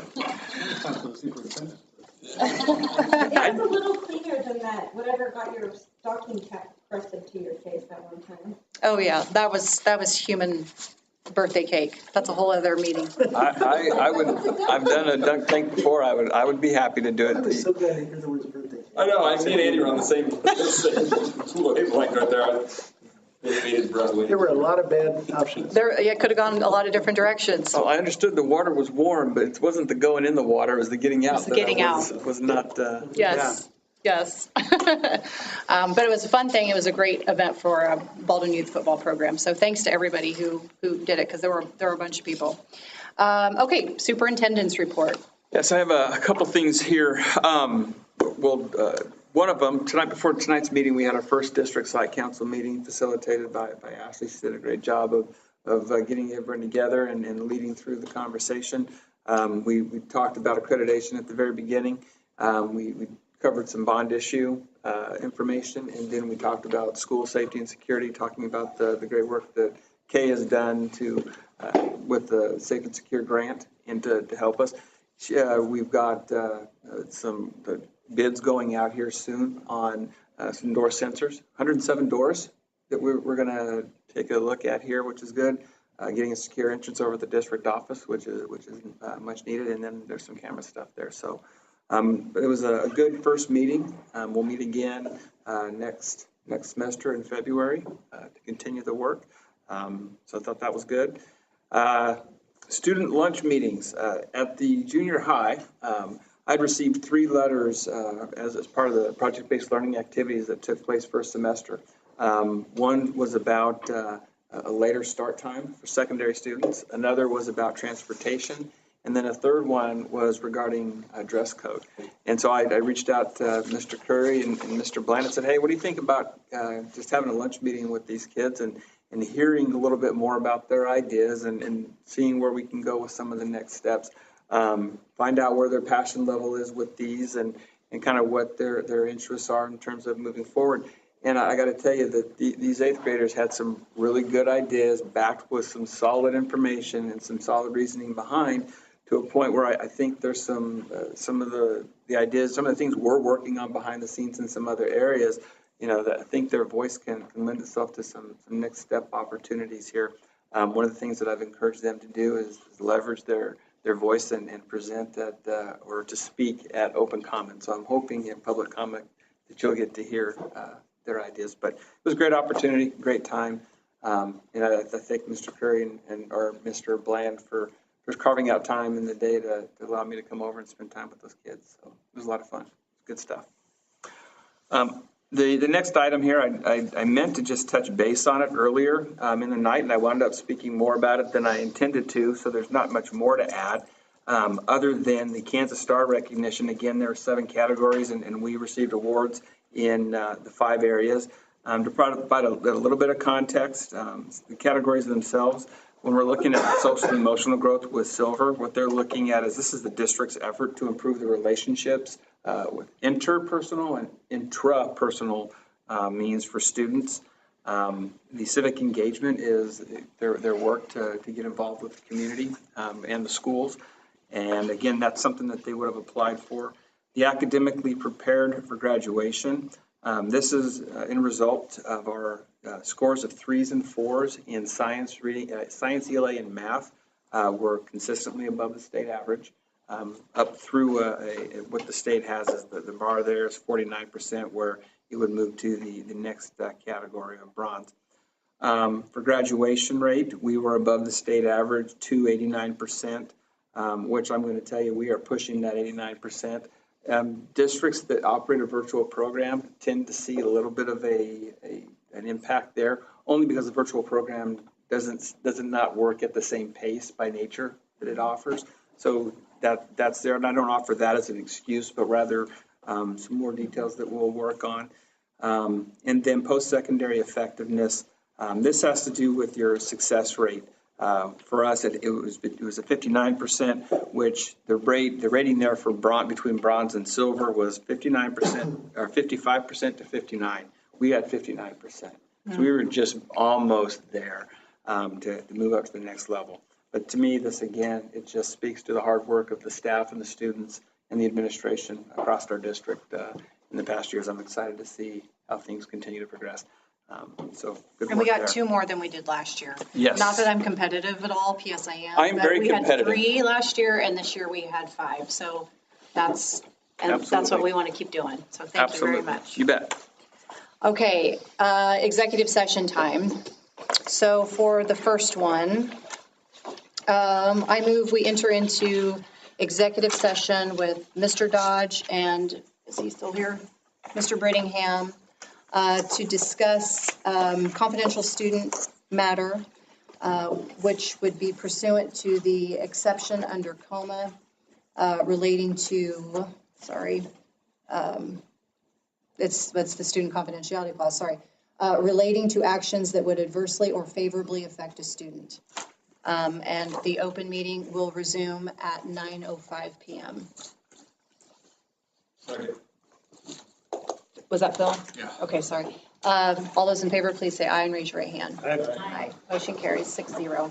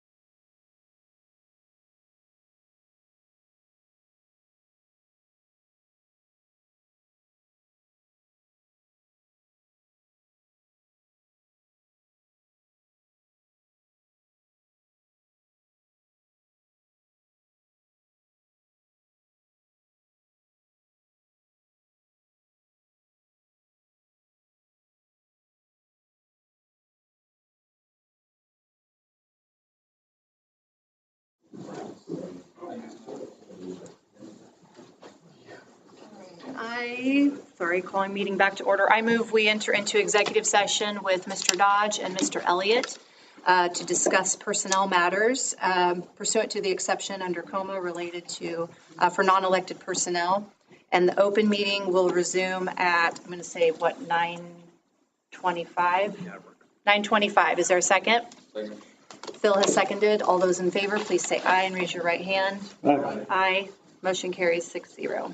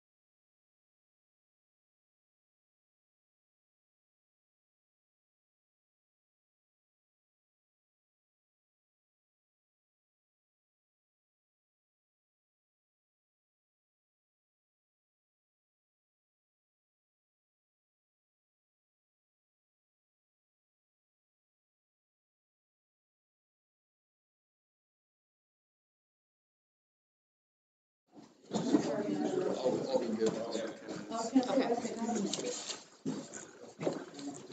I move we enter into executive session with Mr. Dodge to discuss personnel pursuant to the justification under comma for non-elected personnel, and the open meeting will resume at 9:36 PM. Second. Phyllis seconded. All those in favor, say aye and raise your right hand. Motion carries 6-0. 9:30?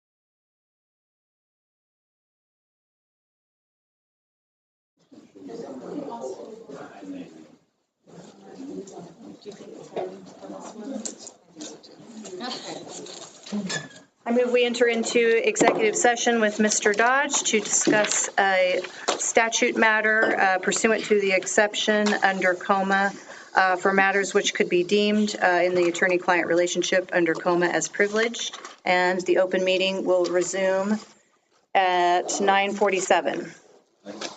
All those in favor, please say aye and raise your right hand. Aye. Aye. Motion carries 6-0.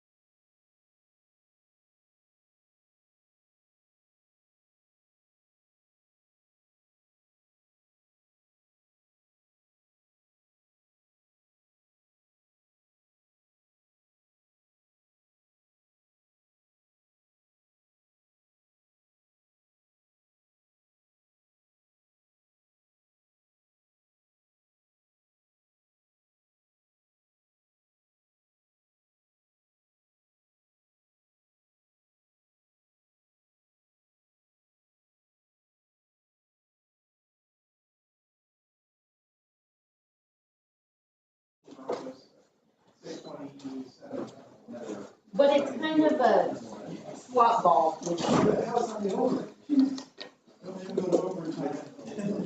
All right. I move we enter into executive session to discuss evaluation pursuant to the exception under coma for non-elected personnel. And the open meeting will resume at 10. All those in favor? Aye. Motion carries. Yep, you're not.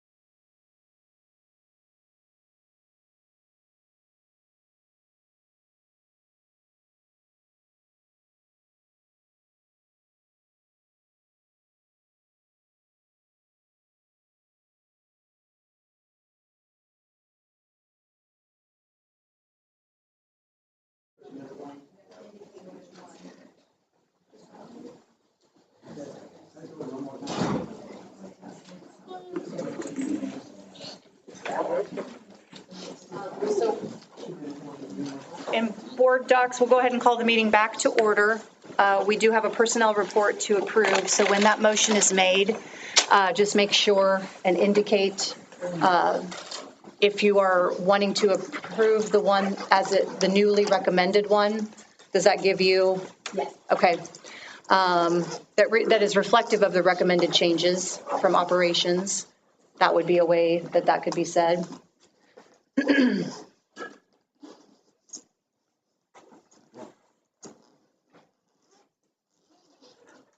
Just since there are two in there to choose from, we want to make sure it's really clear in our motion which one we're actually doing. Ready for that? Mm-hmm. I think I got it. I move we approve the personnel report reflective of recommended changes in the maintenance operations. Second? All those in favor, please say aye and raise your right hand. Aye. Aye. And now we could have a, Second. all right, Phil has moved, Kelly has seconded. All those in favor, please say aye and raise your right hand. Aye. Motion carried. Meeting adjourned 10:01 PM. And response. Thank you. I know. Thank you. You bet.